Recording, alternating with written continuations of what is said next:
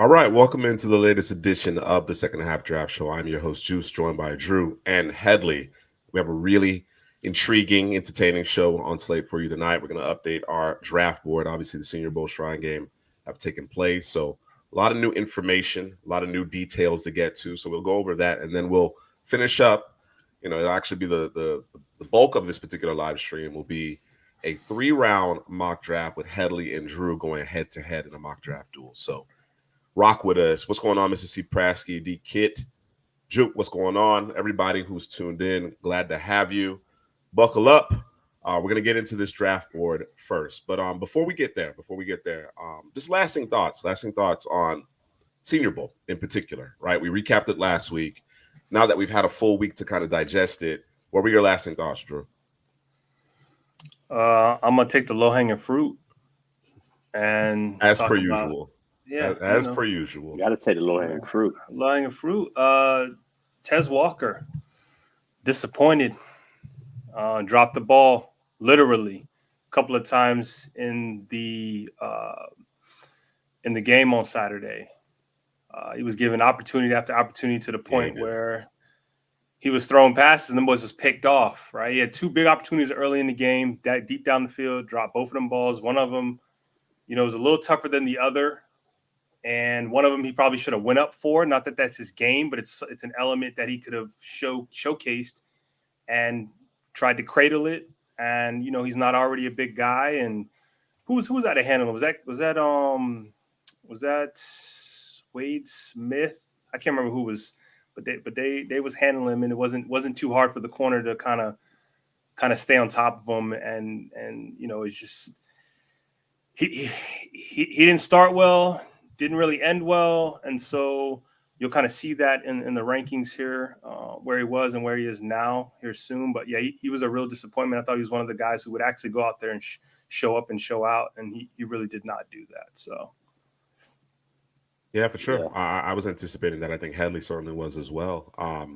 I thought during the practices he got better incrementally day to day, but it just kind of all fell apart on Saturday in the game. Like he had 7 or 8 targets in the first half and didn't come down with any of them. You understand what I'm saying? So disappointing. And I thought what we saw, obviously he has blazing speed, right? He can stack defensive backs, but the hands obviously were a bit of a concern. And he struggles getting off of press.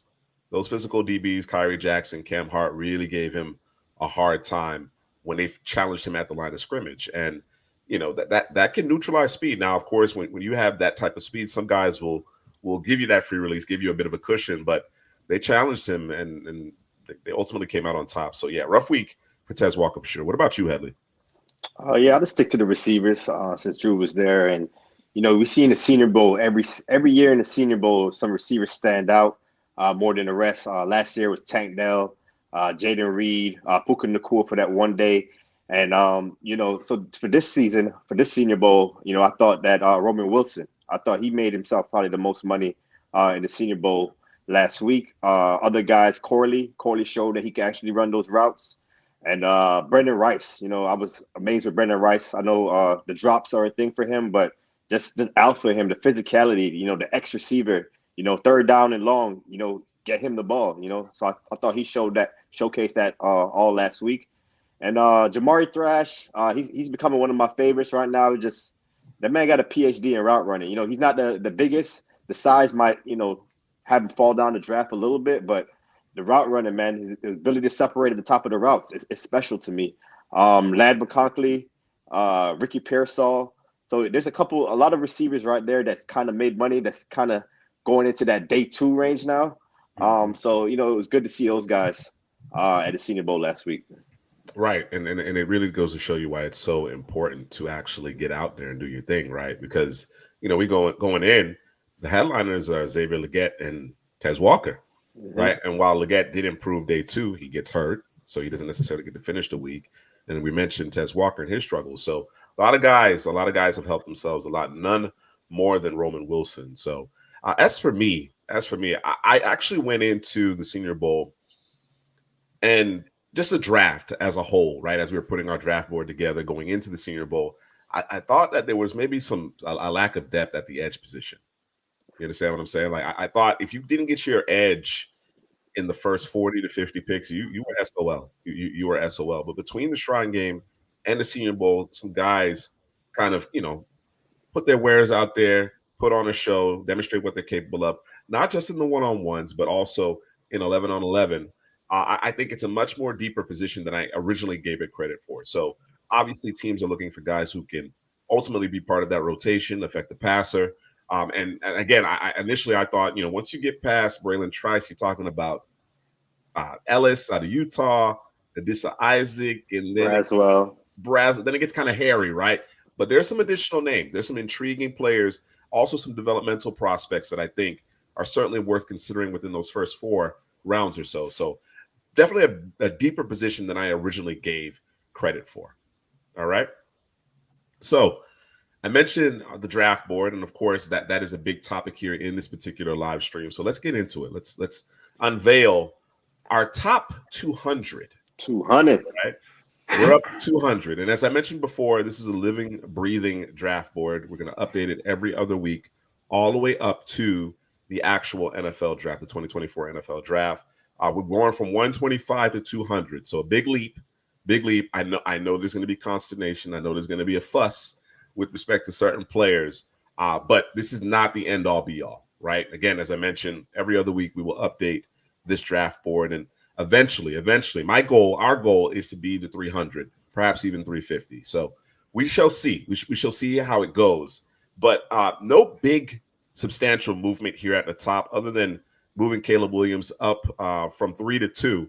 And it's interesting because the same day that we bumped Caleb Williams up a spot, we see the video, I guess, coming out of Radio Row, or I'm not sure exactly who Merrill Hodge was on with, but apparently Merrill Hodge is not a big fan, not a big fan of Caleb Williams. He went on to say things, along the lines of, he's nothing like Patrick Mahomes coming out. Mind you, Merrill Hodge did not necessarily have the highest grade on Patrick Mahomes at the time, and Mahomes wasn't necessarily Mahomes coming out, right? He had a year, obviously, to be an understudy and landed in a very good situation. Of course, everything he's done has exceeded all of our expectations, but certainly I'm taking that with a grain of salt. I actually really respect Merrill Hodge's thoughts. You know what I mean? When it comes to quarterbacks or just draft prospects in general, right? Obviously, he played the game for the Steelers, but no one's batting 100. I was interacting with D-Kit on Twitter, and I mean, nobody's batting 1,000. You understand what I'm saying? Everybody got misses. Everybody has misses. And he has some that are a little bit more contemporary. I know the Brian Braum one always sticks out, right? Brian Braum over Aaron Rodgers, but he's had some more that are a little bit more contemporary. And again, I just found it interesting. I just found it interesting how he phrased things. Mind you, the clip that I saw did not necessarily discuss why he felt that way. Now, I would be interested to hear why, right? And I imagine it's because, he doesn't necessarily play in structure. And there are guys that are arguably better than him in terms of playing within structure. But again, the same thing could have been said about Mahomes kind of at Texas Tech. So I would really be interested to hear what he has to say with respect to that. What are your thoughts? Do you think Caleb Williams is, as some have mentioned, a project? Do you think he could benefit from sitting a year? What are your thoughts there, Drew? A project? Yeah. Nah, bro. What are we? I've heard it. That's crazy talk, man. No, he's not a project. I think he's a day one starter. I think he's a franchise quarterback. I think he's a guy who can change the face of a franchise. And you can really look at the when you look at that USC defense and how bad they played, right? If you're a quarterback, right? Sure. And you look at that team and you say to yourself, okay, every week, I don't care who they played, they had to score almost on every drive because you have no idea what that defense is going to give you. If they weren't getting turnovers, it was going to be a score for score, and you had to outscore the other team, right? Or wait for them to make a mistake. And if you're a quarterback and that's the way you have to operate, you're operating under a different set of rules than other quarterbacks, like Penix, like JJ McCarthy, right? Where their defense can actually stop somebody, right? Sure. On a more consistent basis. Yep. And that was, to me, that was the biggest problem with USC was the defense. It just put more pressure on the offense. Guys you can't make mistakes on offense. So you're playing a different brand of football than everybody else, along with the offense that they run. Obviously, is just a little bit different. So, yeah, man, no, absolutely not. Dude's not a project. Dude's get him in there. Let's go. Now, any quarterback coming out from college could benefit from sitting for a year, just like Patrick Mahomes. But I don't see that being the case with Caleb Williams. I don't see that being the case with Drake May. No, they're not going to have that luxury. Absolutely not. Yeah. Caleb Williams, to me, he's going to make your football team better. Day one, he might not always do it with his arm, but he's going to do it with his legs. He's not always going to be conventional in the pocket, say like a Drake May or something like that. But, this guy just plays out of structure at a high level. So, I get what he's probably trying to say is, you got to rein that in a little bit. And he would benefit from sitting a year. But like you said, he's probably not going to get that luxury. But Caleb Williams is a star, man. He's going to be a star in this league. He's going to put up numbers. We just got to work with him a little bit. Let him rein it in, dump it down, hit your hot read. Those things, man. He's going to need the coaching. He's not I don't see him like a Joe Burrow, where I thought Joe Burrow was a can't miss prospect. But, right under that, man, he's probably in the next tier under that. So, I think he's going to be the number one pick in this draft as well. Drew, you talked about the defense and how that put, additional pressure on Caleb Williams and that USC offense. And absolutely, it absolutely did. And what ended up happening was you had Caleb Williams playing a lot of hero ball, right? And you can form some bad habits, right? And I think that's going to be what I'm going to be looking for is the landing spot and the coaching to ensure that he breaks those bad habits, right? And starts adopting some better habits. But certainly he was trying to compensate for that defense. And this past season, the offensive line was terrible. The offensive line was bad. I don't think enough people are talking about that aspect of it as it relates to his play and working through his progressions on a consistent basis. It was a fire drill. It wasn't just one read and go just because he wasn't necessarily seeing the field or reading the defense. It was the fact that he literally had pressure in his lap. And then, of course, when that happens, when that starts happening, you start seeing ghosts. Your process gets sped up and you start playing, with this accelerated clock when you need to be a little bit more patient. So I think all things considered, it happens every year. A player like that doesn't necessarily follow up their final year in college with at the same level necessarily as their previous year. Of course, he was a Heisman Trophy winner 2 years ago, or a year ago. But you look at the statistics, that they're actually very close with respect to that. And I think that the team he played with wasn't quite as good as it was compared to 2022, looking back at the 2023 season. So I'll be interested. I'll be interested to see ultimately where he lands. Hopefully, again, as I mentioned, that they have the requisite coaching and the offensive line. I think in the regular season, you got to score points regardless. But the NFL defenses are going to be better, obviously, than what they were feeling out there at USC. So I'm with you guys. I have full confidence in Caleb Williams. As I mentioned, no big changes here in the top 10. Well, we kicked up Latu a little bit. Again, that's a favorite here at CPGM. We moved through the top 20, and this is where you start to see things change up just a bit here. So Verse, Penix Jr., Jane Daniels, Dallas Turner, Troy Fautanu, 11 through 15. Again, we're riding the Penix train. Not a spectacular Senior Bowl, but not a faceplant either. I thought the coaches, and we discussed this during the recap, I think they did the quarterbacks a little bit of a disservice. We generally throw that first day out as guys are trying to get acclimated. 7-on-7 and 11-on-11, Penix picked it up a bit. Of course, he didn't play in the game, which I thought was a missed opportunity. What'd you think about that, Drew?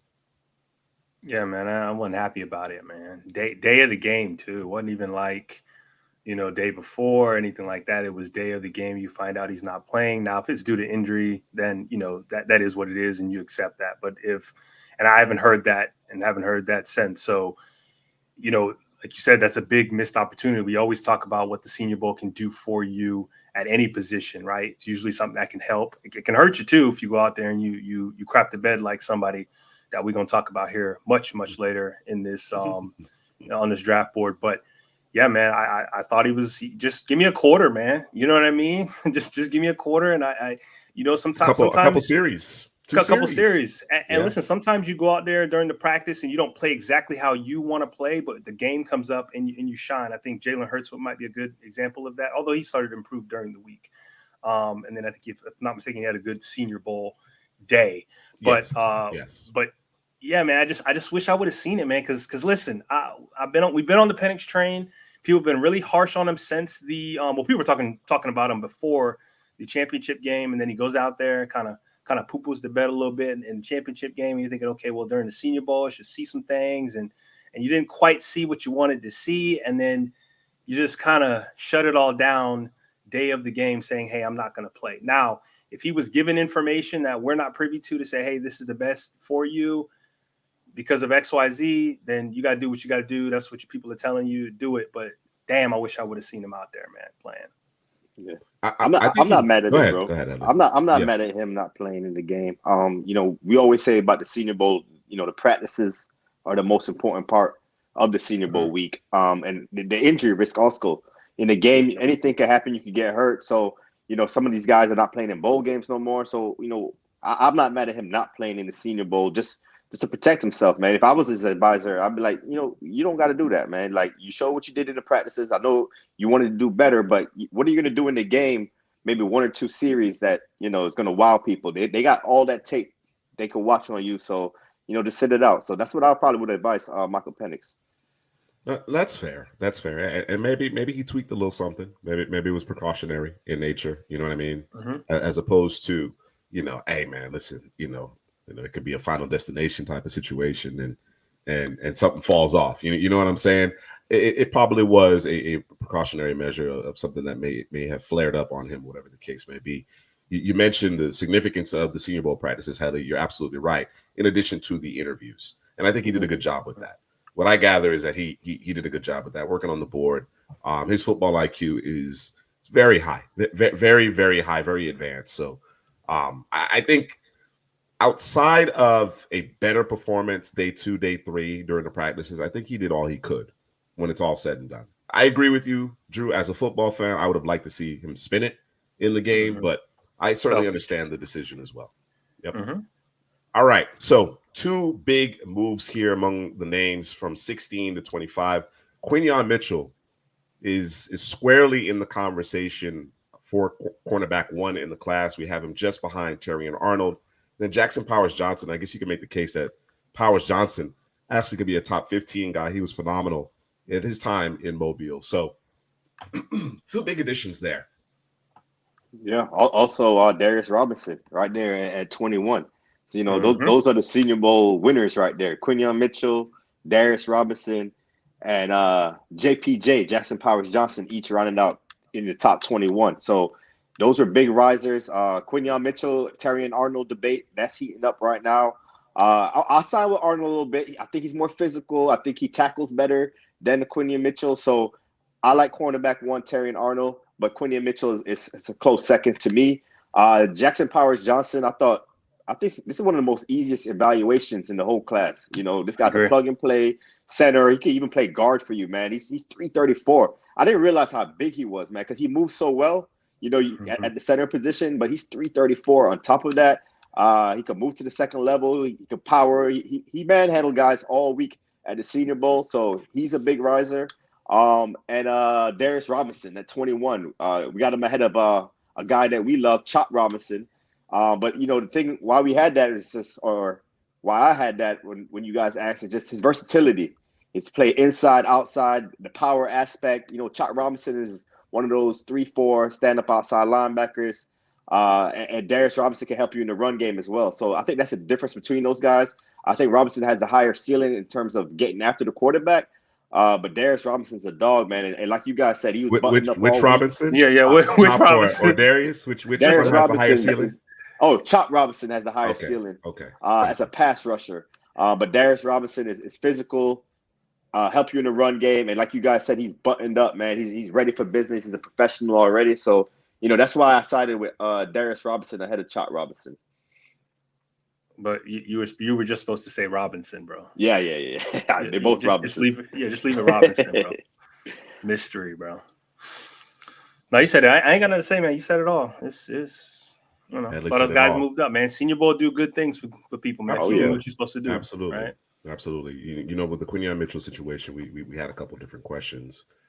Mainly, you know, the alignment, right? And as I mentioned before, I actually spoke to him and I asked him about that. He said, off man just gave me more opportunities than they plays on the ball. And of course, he has excellent ball skills, you know, arguably the best ball skills among the corners in the class. So seeing him impress, seeing him mirror and match up close and personal was really impressive. The only last remaining area might be the tackling. That might be the last aspect of things, as Headley's mentioned, made some business decisions out there. To see him be more physical, but considering the amount of throws at or behind the line of scrimmage, you got to be able to tackle there on the perimeter. What's going on, Jake? Yeah, we hanging in there, man. I seen a stat on Mitchell, Quinion Mitchell. He had over 400 snaps. I think only 20 of them were in press coverage. So that's like under 5% of his snaps were press coverage. So when he went to the Senior Bowl, he had to check that box, and to me, he checked that box. But like you said, the tackling now, he has to check that box also. And, you know, we probably won't see it until the NFL. All right. So we have some usual suspects here.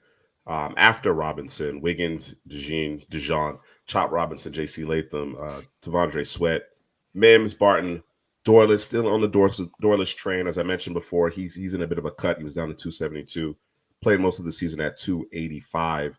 And I think that's where he's going to need to be in order to be his best self. But I thought he got better throughout the week as well. Braylon Trice, and then Brian Thomas at 31. Kingsley out of BYU, I thought had a really good week. And as much as we've talked about Tyler Guyton perhaps solidifying his first round billing, I think Kingsley's squarely in the conversation now. You know, I think we were kind of on the cusp, and certain mock drafts he'd be in, others not. I think he definitely needs to be considered at the bottom of the first round. Cam Kitchen slides just a little bit next to Tyler Nubin, and then my guy Edrin Cooper at 35. Among these guys, who do you expect to go the highest? From 26 to 35? Probably Mims. Amarius Mims. Yeah, that tackle position. I think he go top 20 in the class, top 20 in the draft. Yeah, you're probably right. I want to say Kingsley, but Mims got the higher. Brian Thomas Jr. also. If a run and go on the receivers, and he's kind of the last of the Mohicans after those top 5 or so, you're right. You're right. Yeah. Damn, I want to say Kingsley over Mims, man, but I can't do it. But that injury thing, man, I don't got the medicals in front of me, man. I don't get to sit down and talk to him. So if the medicals come out on Mims, in a negative way, he could fall and Kingsley could go ahead of him. So he'll be the next tackle up. So that'll be interesting to see. I know Drew scrolled down here. He got Byron Murphy here. That's a guy that we wish we would have seen at the Senior Bowl, because I think he would have been right there with because I think the best interior guy outside of Sweat that played really well at the Senior Bowl was Braden Fiss, State. So he was like a lightning bolt out there. Just couldn't be handled. Was slicing, dicing in terms of working that 3 technique. Guys just couldn't get their hands on him. And I think Byron Murphy is a guy who probably would have been doing the same thing, but I think he got injured, right? If I'm not mistaken, had a slight injury of some sort. It was. Decided not to go. And Michael Hall Jr. too. That's another guy that did his thing in the Senior Bowl on the interior. He should be coming up here on the list shortly. Ennis Rakestraw. That's a guy that I thought, I wanted to see at the Senior Bowl as well. I thought he would have balled out there and raised his draft stock. He's a borderline first round pick right now, but no later than the second round for Rakestraw.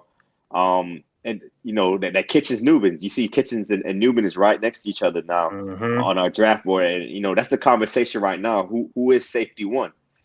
Kitchens, I thought, struggled a little bit on day 3 in coverage in those drills, but those drills are set up for the wide receivers to beat you. And those the tight ends or whatever, but Nubin, man, this guy's the run fits, man. We talked about it before. What he does in run support and his instinctive nature, is the best of both worlds right there for Tyler Nubin. I think he's safer, but Kitchens has had that playmaking ability, that flash. The U. They produce safeties over there, so he's in the lineage of that for the Miami Hurricanes. So. Yeah, it's an interesting debate right now. We still have Kitchens 1 ahead of Tyler Nubin on the board. You know what I find funny now? I hear Edgerrin Cooper's name consistently now as linebacker 1, and Yeah, Juice Juice was called on it there early. since last year. Wasn't even this year; it was last year. It's like, I'm gonna keep my eye on. This might be the guy in terms of the linebacker class, and here we are. Fast forward a year and some change, and he's some people's linebacker 1. Although I think Peyton Wilson, I think if he doesn't have the injuries, he probably would have got drafted previously in a previous year. Yeah. But if he doesn't have the injuries, he's probably linebacker 1, and Edgerrin Cooper's probably nipping at his heels, or maybe it's a debate. It's a debate between those two, right? So, yeah, man, absolutely. Okay, the kid said he need his props for Cooper. Oh, you called him too? No, I think Juice done beat you though last year. We talking last year. Yeah, the kid's local. He's local there. Okay, you know what I'm saying? Okay. So I understand. Yeah. But yeah, I'm gonna take that one though, D Kid. You know what I'm saying? You could be my co-pilot on that one, but I'm gonna take the Edgerrin Cooper. Because this is when who was the focus on? The focus was on the safety. His name's escaping me. Got drafted by Jacksonville. You talking about you talking about Antonio Johnson? Antonio Johnson. Antonio Johnson. Yeah. So, yeah, the focus was on him, and the guys that were making plays, or at least kept on showing up for me, was Edgerrin Cooper and Damani Richardson. And Cooper obviously the superior NFL prospect, regardless of the position there. All right, 36 through 40. Kamari Lassiter, Byron Murphy, Keon Coleman, Xavier Legette, and then it's Rakestraw. And really disappointed we didn't get to see Rakestraw in Mobile. I think he probably breaks into the top 32 if we do see him there. Byron Murphy, if you look at the national pundits and their mock drafts, he is in the teens, in the early teens, right? He's That's in the top DJ 12. effect. Yeah, that Jeremiah. Yeah, and I got him slated here at Texas A&M, so I need to change that. But why aren't you guys quite as high? I want to unpack that a little bit. I can make it real simple. Yeah, I mean, he was next. He was next to Sweat, right? So what does it look like when you're not next to Sweat? Right. I think he's the prototypical 3 technique. So when you think about that specific position, you think about, okay, you don't necessarily have to attach him to Sweat in that scenario, but I can't help to think that that's still a thing, right? Because Sweat is next to him. But I mean, I get it. I can't quite pull the trigger where everybody else is at. Maybe I'll go back to the tape. I'll key on him a little bit more, try to forget Sweat, although he's hard to when you're watching the tape, and just key on Murphy and see if I feel the same way, right? So, I'll check the tape. Again, it would have been nice to see him at the Senior Bowl one-on-one without Sweat there. That was kind of the box I wanted to check had he come, but, it is what it is. So, yeah, I'm not gonna say it's gingerly. I'm just a little, I'm just not where everybody's at right now. I'm a little hesitant, if you will. It bears revisiting the tape for sure. Yeah. I agree with you there. He appears to be the prototypical 3 technique, and of course that's going to be coveted. Come on, in bro. a passing league, but D Kid. I mean, considering where they're slotting him, it's an apt comparison. I just don't know that it's a good one. I'm not convinced. Where do you come out on this one, Headley? Cansey over Murphy. Just the twitch, the burst. He just had more. I know Murphy's a little bigger, so teams might prefer that more. But just Cansey getting after the quarterback, that 3 tech. That tape in Pittsburgh was impressive to me. So I like Cansey over Murphy. But Murphy does have that size. They say he might be 300 pounds. So that'd be good if he weighs that. Big over there at Texas, bro. Yeah, imagine being 300 pounds and being dwarfed by your teammate. Yeah, it's crazy, Devondre Sweat. Yeah, it's ridiculous. Bro. It's ridiculous. Troy Franklin, Leonard Taylor, Tyler Guyton moves up a little bit, not a ton, but I do think as far as where he lands in the draft, I think he's going to be a first-round pick. Yes, sir. Yeah, once the run on tackles goes, that sometimes guys go a little bit higher than you think they would because the position gets a run on. So now, okay, we gotta get a guy because we're gonna run out of guys, right? That tier is gonna drop off. I'm not convinced that he just simply goes ahead of guys that we think probably should go ahead of him. So you thinking he might slide? He might be what? tackle 6. Is what you saying? I think he could be as high as the 4th tackle off the board. Damn. Yeah, he's a high risk, high reward guy. Absolutely. Yeah, but somebody's gonna bet on those traits. Somebody's gonna bet on those traits, bro. Yeah. They're gonna bet on their traits. Yeah. And I think he showed enough at the Senior Bowl to really be like, okay, yep, we're in on that particular guy. Absolutely. Cooper BB was slated to be at the Senior Bowl, didn't show up. I don't think he necessarily needed to. He's kind of locked in in that top 40, top 50 range. Adonai Mitchell. We did get a chance to see Michael Hall, and as I mentioned before, he looks like a Tasmanian devil out there. Really impressive quickness and his ability to get upfield. Chris Jenkins Jr., Christian Haynes had a big Senior Bowl week. He locks in the top 50 billing now. Dissa Isaac, I thought that was one of the few players that gave Fuaga any trouble with that outside speed rush and then turning that outside speed rush into an inside move. So impressed by him. And then we talked about Roman Wilson at the top, right? What he's done. I think he certainly is deserving of top 50 here. Among these players, who's the most likely, and I'm going to take Tyler Guyton out of the equation here, who's the most likely to find their way into the first round? I'm going to go with Troy Franklin, wide receiver from Oregon. And it kind of relates to Tez Walker. You know, Tez Walker, they're both similar players. Could stretch the defense, and with Tez Walker not showing up in the Senior Bowl and falling, maybe somebody like Troy Franklin moves ahead of him in teams' eyes and gets a pick at the end of the first round. Because if you even, you're leaving. You know, I always said that about those two guys. And I think he catches the ball a little bit better than Tez Walker. So maybe Troy Franklin. If I had to say, I say Adonai Mitchell for the same reason. Yeah. Obviously, him and Troy Franklin aren't the same type of receiver, but yeah, I think for the same reason, Adonai Mitchell might be the guy. And you know what I see about Adonai Mitchell? A lot of people, it's either you love him or you kind of forget about him. It's kind of weird. But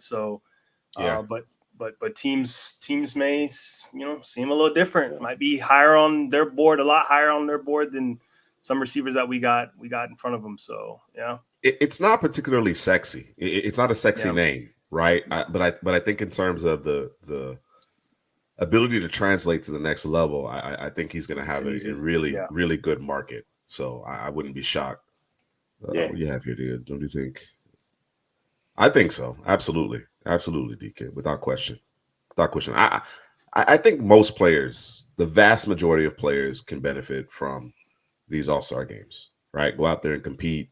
Interview, demonstrate what you're capable of. It's an interview, and it's really unlike the combine. You're actually playing football, right? It's actual football. It's the last time you're going to play football before you're drafted. So, especially if you're a guy who was kind of miscast and played at the nose when you're really not a nose, you're more of a 3 tech or maybe a 5-4 type of guy.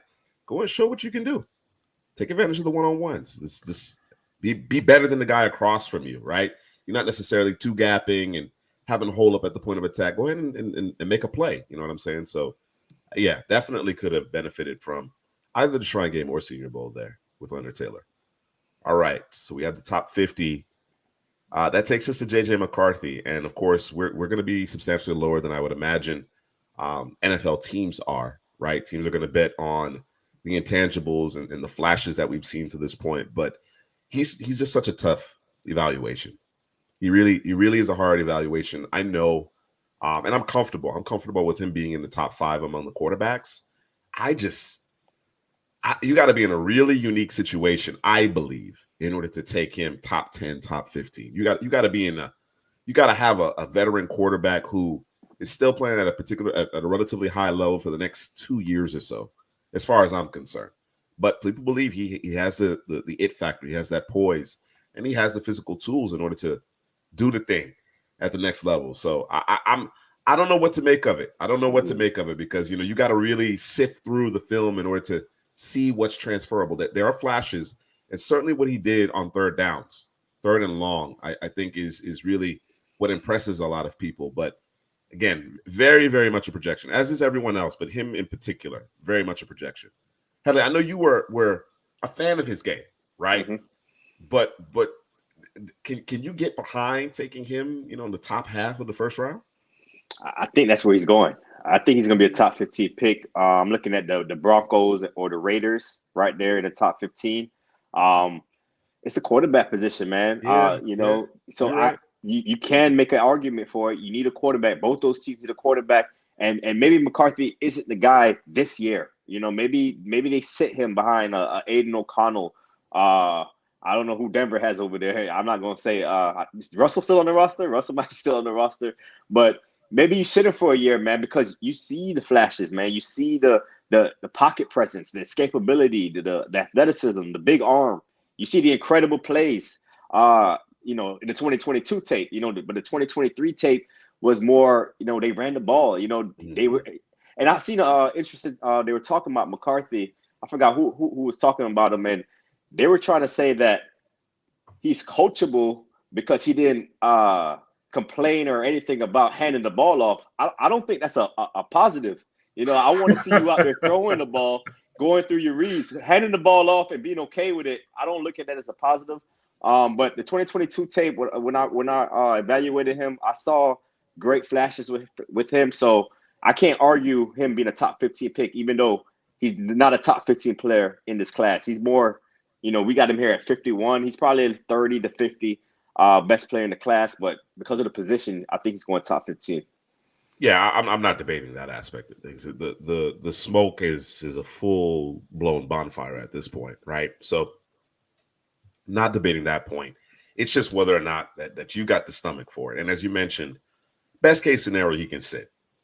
Best case scenario, he can sit. I don't think JJ McCarthy is ready to go and lead an NFL team. I think he certainly does have some intangibles that NFL organizations are going to be covet, but I don't think he's ready for those lights, man, those bright lights just yet. I just haven't seen enough.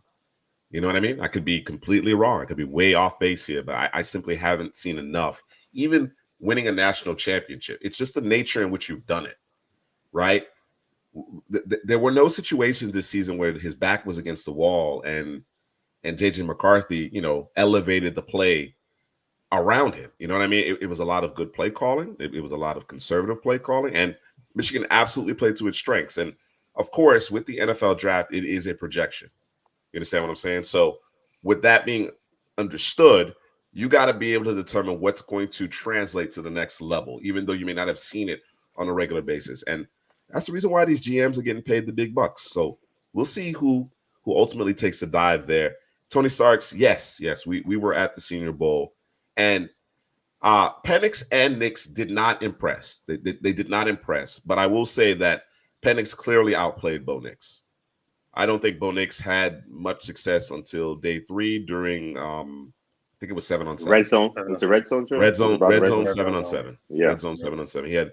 He had 3 back-to-back touchdown throws, and that really was a highlight. And it was good. Don't get me wrong. It was nice, accurate throws, decisive throws, but it just 11-on-11 throughout the week. It just didn't look good. Penix had a little bit more success. He wasn't great either, but he had a little bit more success. I certainly came away more confident in our evaluation to this point, which has always had Penix ahead of Bo Nix. Hey, Tony Stark, is that Yujiro Hama? I'm asking for a friend, bro. Your avatar. Yeah, that's him. That's the guy right there. Yeah, I'm on it, man. I'm on it. You on it? Yeah. Y'all know how I feel about JJ McCarthy. Let me ask y'all a question, man. Have you ever seen a quarterback, not a football player of any position, just a quarterback, play so much, but didn't play so much? Have you ever seen that, bro? I don't know that I've ever seen it. Like, I can't believe that we're talking about him going top 15, bro. Like, yeah. I mean, I know there's people out there that feel a specific kind of way, but to shoot this guy up the board as if he's done a whole lot this particular season. He's had some games, like Headley said last year, here and there, but I'm not trying to needle in a haystack. I don't want to needle in a haystack to find specific plays and find specific drives where I want to be able to turn the tape on and in a game find a drive, find multiple drives in a game where I was like, okay, that's what we're talking about. Versus, yeah, they was hiding them. There's one. A third down conversion. There's one. Like, you know what I'm saying? A third down conversion in the second quarter when it was 10-3. Man. Yeah, like, I get it. I get it. Strange, bro. I get it. You know, it's strange. And again, he's young, right? So you're thinking, okay, thought he was going to go back to school, which I would have loved, because then I don't think we would have seen what we saw this past year. We would have actually seen him play some more quarterback versus handing it off. But here we are. Yeah. Draft season. I'm with you. I'm with you. You know, it's kind of uncanny for a player with that much experience to have not done as much as far as pushing the football down the field. And it's not for lack of weapons. It certainly isn't for a lack of weapons. You know what I mean? Romeo Wilson doing what he did at Senior Bowl make you wonder a little bit, like, oh, okay, what? They had a formula. They didn't have to. Ultimately they won. They won a championship. They won a championship with the formula. So it kind of takes you back. It's a bit of an old school evaluation because, you know, if you go back 30 years, 25 years, guys weren't putting up the types of numbers that they're putting up now, right, at the collegiate level. Outside of, you know, some of those fun and gun type of offenses, Danny Werfel offenses, right? They weren't putting up those kind of numbers. So you had it was very much a projection. You had to determine what would translate. Does he have certain skill sets, certain behaviors? And we don't necessarily get all of that insight with JJ McCarthy. So it's going to come down to a scouting department and doing their due diligence and ensuring that he's the guy. I just think he's one of those quarterbacks in this class that absolutely needs to sit in 2024. I don't think he's ready to go immediately. I don't. And the reason why I say that is because he just hasn't spent it enough. Right? He hasn't been called on in those tight, contested situations where we just got to lean on your right arm enough for me to say, you know what, here are the keys. Here are the keys to our billion-dollar organization and lead the way. I think he definitely can benefit from a little bit more seasoning. All right, let's move on. Jordan Morgan slides a bit in our rankings. And I asked the question, Drew, whether or not you view him as a tackle or an interior guy. I think some teams are going to have him as an interior guy only because of the arm length, lack thereof, right? All right. I think that may come back to bite him a little bit. And I saw it in Mobile. I saw it show up. Grip strength, incredible. When he gets locked in, it's a wrap. I think he could be an excellent guard. Certainly could play tackle in a pinch, but I saw the Austin Bookers of the world really give him trouble when they got their arms extended on him. He just, you could tell it showed up. We hadn't really seen it much on tape, but in Mobile, it really reared its ugly head. So I was interested to hear your take on where you have Jordan Morgan. Are you comfortable putting him out there at left tackle and running it, or are you going to start him inside? How would you handle that? No. You always start outside, and then if it don't work, and you kick him inside. Yeah, I mean, like you said, if he get his hands on you, bro, you know what I'm saying. And you know, I know when you talk about specific positions, you want a specific size, you want a specific arm length, and I know when we were talking about it, we are kind of, you know, looking at the film and posting the videos and working on all that stuff. You just kept saying, bro, like, get to your guy, man. Like, what are we? And it's little things. So I think when you talk about those little things, because again, if he gets his hands on you, wrap it up, it's done. If I'm an offensive line coach or an OC or whatever, and I look and I say, yeah, we can fix that. It's an issue that flashed consistently in the drills and everything at the Senior Bowl, and it does pop out on tape on occasion. But that's a coach saying, man, we can fix that, man. Because there were times where if he'd just, instead of trying to get to his spot, go get the guy versus, you know, depending on who it was that was going against, right? He would just kind of sit back and let the guy reach him, and it was over for him versus, you know, him going to go get the guy where if he gets his hands on it, it's over. So, yeah, I think it's a little fix. But again, if it doesn't work out, we'll stick you at guard, and you have no choice but to go get the guy there, right? Because you're to your point, I think that's going to be the challenge, right? Is identifying based on who's playing across from you, whether or not I can afford to do a vertical set, or do I need to do a jump set, right? Because if he's waiting to catch the pass rusher in a vertical set, that is when the struggles arose. When he did a jump set and got aggressive and went and got the guy, as you mentioned, he was much more successful. So something to definitely keep your eye on there. I know there's going to be quite a few offensive tackle needy teams in this draft. Brooks, Sanders, Braswell, 53 through 55. Dominic Pooney, big riser, big time riser. Very, very impressive performance in Mobile. He played all over the offensive line. Played all over the offensive line, and I think he did a more than an admirable job. He was dominant at times throughout the Senior Bowl practices. Zach Frazier, Peyton Wilson, and Mike Sainristil. I think under different circumstances, those players are probably top 40 guys, right? We know about Wilson's injury history, and with Sainristil, he's kind of limited to the nickel, but he's such a good player, such a good football player. So that rounds out our top 60. Another big riser here in Cam Hart, the cornerback from Notre Dame.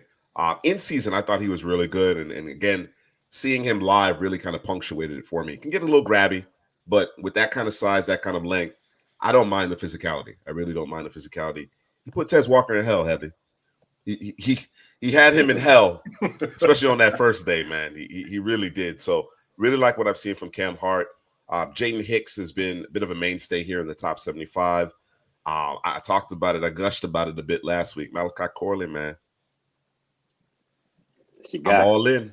I'm all in on Malachi Corley, man. I'm all in. I still think he needs to be a bit more polished in terms of his route running. I think he rounds things off at times, and savvy defensive backs are going to be able to break on that football, but you don't want those problems, bro. You don't want those problems. The hands are consistent, and this is sheer physicality. And as you mentioned, Headley, a better route runner than we anticipated. Still a lot of work to do, but a better route runner than we anticipated. So I'm willing to bet on Malachi Corley. You got Christian Mahogany, Van Pren, Brendan Rice. I want to talk about him a little bit, Headley. I agree with you. I agree with you. He definitely looks like the alpha, plays with a chip on his shoulder, needs to clean up some drops, but I think this is another X, right? In perhaps a draft where you don't have a ton of, no doubt X receivers there on the boundary. I think Brendan Rice fits the bill. What do you think? Yeah, man. I had to go back and watch some more tape on him. So I went back this past week, and what we saw at the Senior Bowl was just the physicality. I think D-Kid asked a question earlier. It was a D-Kid or Juke. I think it was Juke asked a question, who was the most physical wide receiver out there at the Senior Bowl? And the answer was Brendan Rice. He can make contested catches. His release is really good.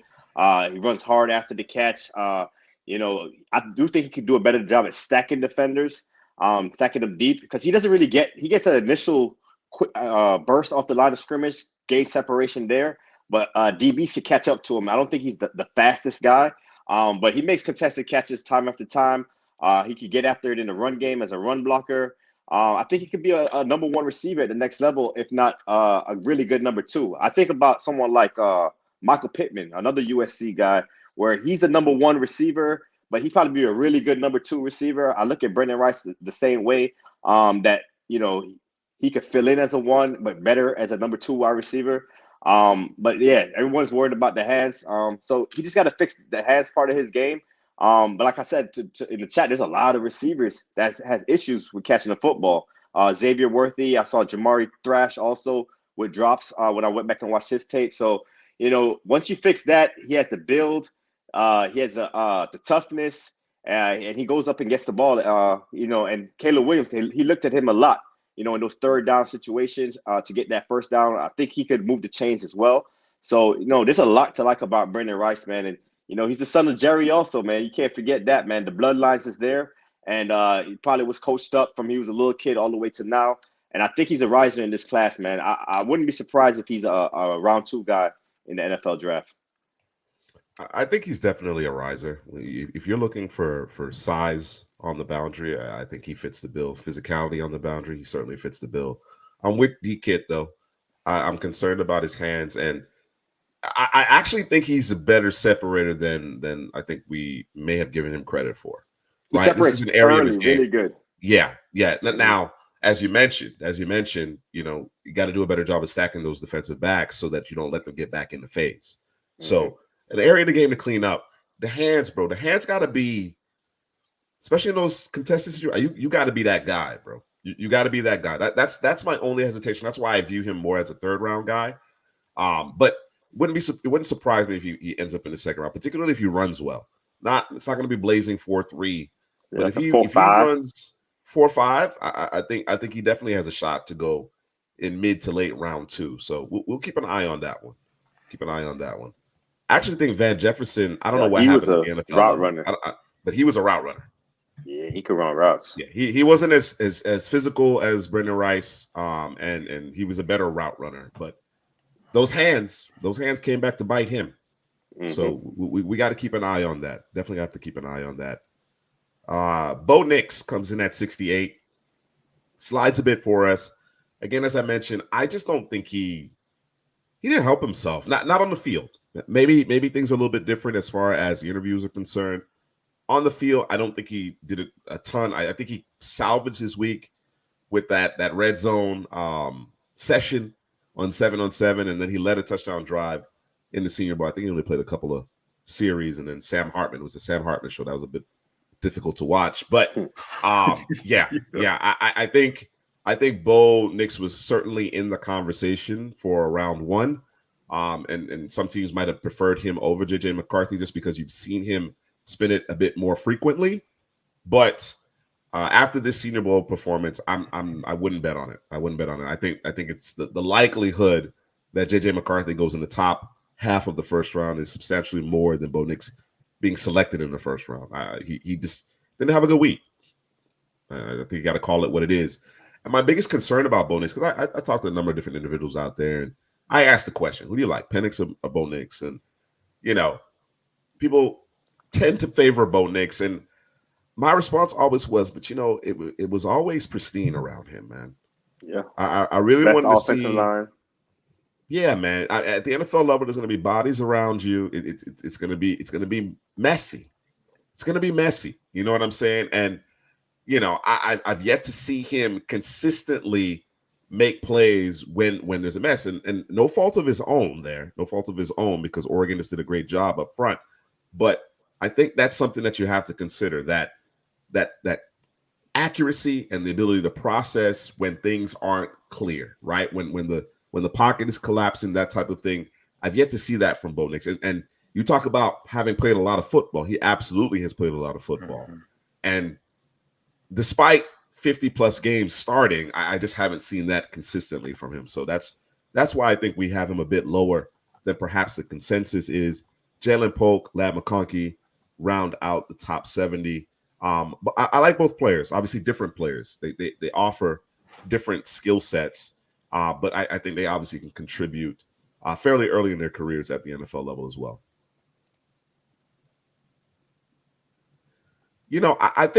I think certainly that's a detractor as far as Penix and his injury history. I think that's a detractor, but I think the people that are hardest on Penix don't even talk about the injuries. There's other aspects of his game that they come for, right? His ability to play off platform.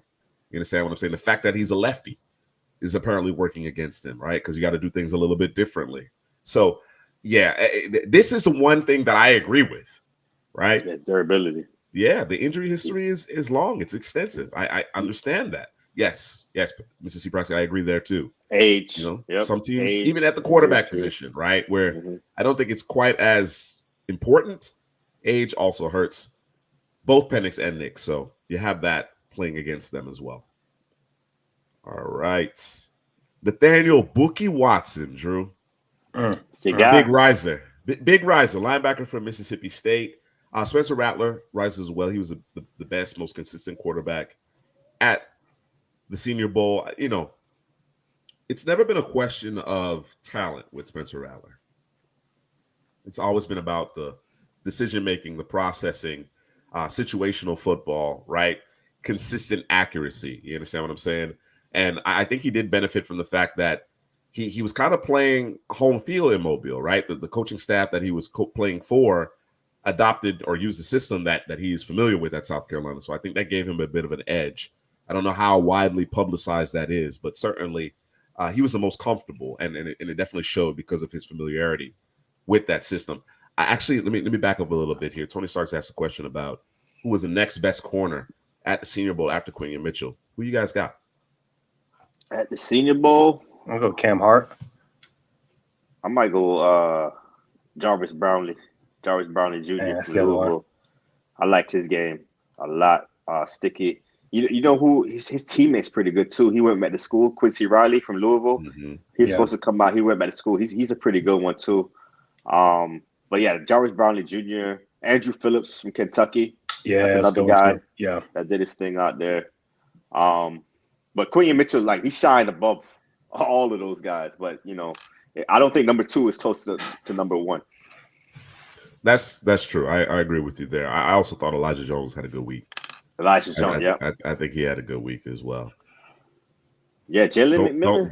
Don't start with me, Drew. I seen a stat on Jalen McMillan today, man.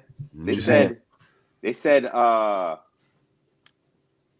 something about his catches, or it was the least amount, the most amount of separation. Mm-hmm. Yeah, with his catches, why? No one's around him. You know why? His route running. Yeah. It ain't scheme, bro. It ain't scheme. Route running. Yeah. Hey, listen though. Ricky Parcell, bro. What's going on, bro? Why is he at 70? 78. Scroll up real quick. Let me just see who's in front of him, bro. Right, Xavier Worthy is in front of him. Lad McConkley. Hey, don't hate on Lad, bro. No, bro. I'm not hating on Lad. Just he's in front of him. Why you gotta throw out Lad out there, and then listen. I guess me and Juice gonna fight it out, bro. Corley's in front of him too, bro. I'm not happy about it, bro. I already told you, bro. I'll take 11 Malachi Corleys before I take 11 Ricky Purcells, bro. All right, okay, that's cool, and I respect Ricky Purcell. I respect the tape. Mark the tape. Mark Corley. All right, y'all can stay there if you want to. I'm on the Lad train, man. That's my guy right there. Yeah, all right. Yeah. All right. So apparently 78th is disrespect. So I can only imagine what he thinks of the Jalen McMillan ranking here. Let's get back into it.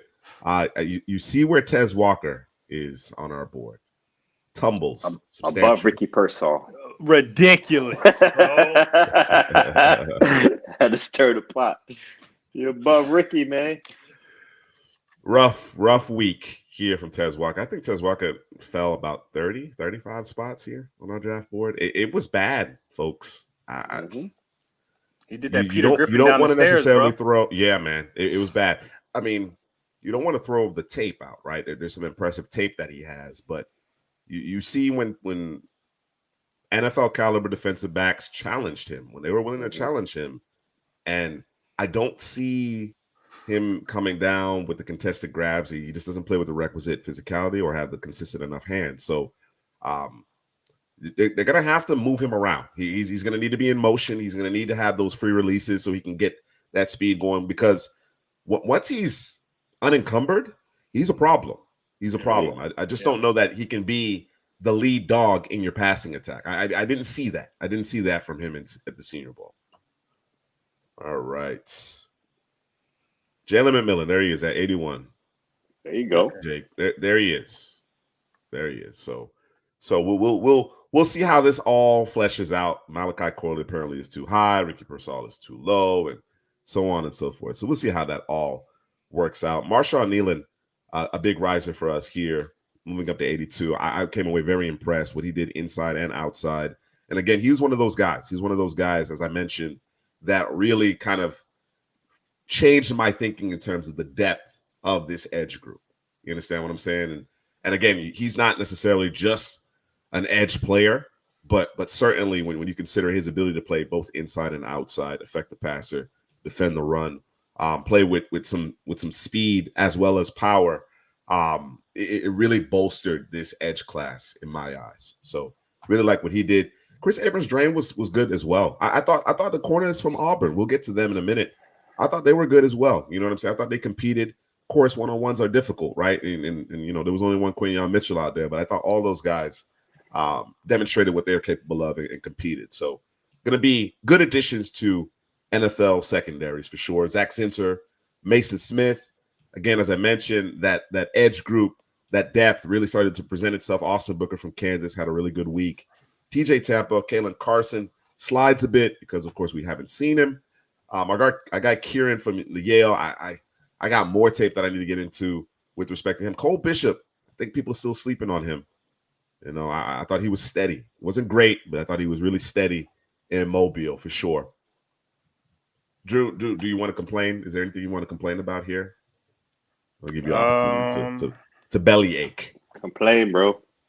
Nothing to complain about, man. I think Marshawn Nealon, I think he pushed himself up. Going again, it's one of those guys who goes to the Senior Bowl, showcase his skill set in terms of his ability to play pretty much anywhere on the line of scrimmage, inside, outside. Probably can play any of the techniques, if you will, on the line of scrimmage. So I'm wondering how teams see him and where they see him mainly. I don't know if he'd be a moving piece within that defensive line, or if it'd be a guy who is played a 4-eye 3 tech. I'm not sure how teams will see him, but it'll be interesting to see how they see him. But that's a guy I'm going to keep keying on, and a guy I'm going to do a little bit more tape watching. Maybe I'll throw some up on Twitter with him. Yeah, I was watching Nealon and Booker this past week, and with Nealon, he pops off the screen. His dog. He has a lot of He's relentless. He's relentless. Relentless. I think he might be like a 5 technique at the next level. He's always bringing pass to the party. But he has to kind of be molded a little bit, man. He needs more pass rushing moves. On tape, you see it time after time where he gets stuck a lot. If he doesn't beat you with that speed and power, he kind of gets stuck with those secondary, tertiary moves. So I think he needs to work on that a little bit. And for some reason, he never lined up on the ball. He was like a half yard back. I hate when defensive linemen do that. I'm not sure if that's a coaching thing or it's just him not moving up like he's supposed to. But I've seen that on tape a lot. But I think he's a bit of a project on tape. But you can't teach that dog. You can't teach that mentality that he plays with 110% play in and play out, man. And with Austin Booker, it's them arms, man. Those arms are long. It's 34 inches. He uses it well. He can get to the passer. And the issue with him is his size. He could gain a couple pounds. But he used those arms really good in a run game. Sometimes he'll get engulfed because he's just smaller than everybody else. But when he used those arms and extend it out and stack and shed and get to the running back, you see that on tape as well, man. I think he's a really good player. Probably a 3-4 outside linebacker at the next level. For sure. For sure. And as I mentioned before, he's the guy that kind of jumped off the page as it relates to giving Jordan Morgan some trouble, right? Yeah. And, Jordan Morgan's going to face better defensive ends than Austin Booker. Guys with length, you understand what I'm saying? And if he, like I said, if he doesn't get to his landmark quickly enough, he doesn't get to the guy quickly enough, it could be problematic. So, yeah, Austin Booker certainly helped himself. Got Tommy Eichenberg, Bucky Irvin, Jamari Thrash, another riser here coming out of the Senior Bowl. D-Kid believes Mason Smith's a bit too high. We just haven't seen much of him, and LSU was bad defensively. So I can understand why you might feel that way. High. We'll see. We'll see ultimately how it shakes out. Yeah, as you mentioned, it might be a little too high. Cedric Gray may be a little too low for me. I thought Cedric Gray had a good week. Thought he had a good week. Jake trying to he claiming Austin Booker. He said that's his guy, man. That's his guy. Okay, let's put it down. Okay. Put it down for okay. All right. Booker. One for Juk. One on the board there for Juk for sure. All right. Sion Vaki, Jacob Cowan, Mekhi Wingo, our guy Josh Newton, and kind of sliding here, and then Blake Corum rounds out the top 100. All right. D-Kid asked where his guy Fisk is. There he is at 103. Maybe a little too high. Maybe we swap out Fisk with Mason Smith. Maybe that's the move ultimately. Yeah, all right. You got Gabriel Murphy, McKinley Jackson, again, another Senior Bowl riser. Rook or Horo, right? And Theo Johnson. I thought Theo Johnson was really impressive in Mobile. And we've been kind of searching, digging, trying to find who are the tight ends, who's going to separate themselves. Yeah. Theo Johnson certainly did. Your thoughts on him, Headley? Yeah, it's tight end 3. We're kind of looking for, it's Brock Bowers at the top of the class, Jatavian Sanders at 2, and we're kind of looking for who's a tight end. Is it Jaheim Bell? They got one from TCU. I forgot his name right now. Tight end from TCU. Wiley. You got Wiley on there, but what your boy did from Penn State, Theo Johnson, did the separation skills. Catching ability, he caught everything all day. He stood out from the rest of those guys at the Senior Bowl. So I got him at tight end 3. I still got to watch the tape. I got to watch more tape on him. So once I do that, then I can solidify him there. Span Ford is another guy I liked at the Senior Bowl. I think he does well in the run game, but his ability to high point the ball and track the football, he does that really well. It's just I don't think he's going to get much separation at the next level. So might be a lot of contested catches for him, or they got to scheme him up. But Theo Johnson was the best guy out there at the Senior Bowl at the tight end position. Tony Starks, did he come out? Because I agree. He's I remember him. Yeah. Dalen Hooker, there you go. The kid's all over it. Yeah. Dalen Hooker, yeah. I don't think he came out. Did he come out? That we need to confirm. I think we would have heard about him if he did. We definitely need to confirm that because I think he's definitely a sleeper. Oh, he was at the Shrine game. Okay. Oh yeah. He needs to be on this list. I might have to remove somebody live and direct to get him on this list. Absolutely. Kick him out. Kick him off the bus, bro. Kick somebody off the list. While it's moving, bro. While it's moving. Man. Build it. Tuck and roll, we fly it. We build it while we fly it. All right.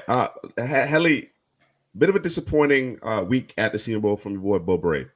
Yeah, man. I saw him in coverage. When you watch him on tape, he's not really covering. I guess it's the same thing with Kitchens, man. It's like, Kitchens is a better cover guy than Braid. I don't want to compare him, but it's the same thing where these safeties, when you watch them on tape, they're coming downhill, they're making plays in the box. They're rangy, but when they have to stick somebody man to man, it didn't look good for Bo Braid. And at the next level, these safeties are interchangeable. They want them to cover more, come down in the box and do some of that. You had that versatility at the safety position. And I don't think Bo Braid has it right now. So, excellent in the run game. He could be a pseudo linebacker. I think he's 6'2", 210, very physical. But in pass coverage, I think, that's what he needs to work on. Liability out there? Even the short liability. Even the short to intermediate game, eh? Yeah, I don't think he guarded tight ends or nothing. Yeah, rough week at the office as far as his pass coverage is concerned. So hopefully he can clean that up a bit. Trey Benson at 109, Kalen Bullock at 110. The aforementioned Elijah Jones, a guy that I thought was really impressive. Not just at the Senior Bowl. I thought he had a good Senior Bowl week, but in season, when I had an opportunity to watch him, I came away impressed. And again, he's one of those cornerbacks, unlike Cam Hart, Kyrie Jackson, that possesses size, right?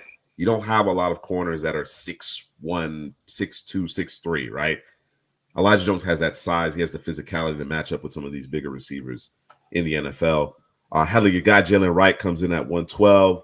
The other Murphy brother from UCLA at 113. I believe Gabriel was at 101.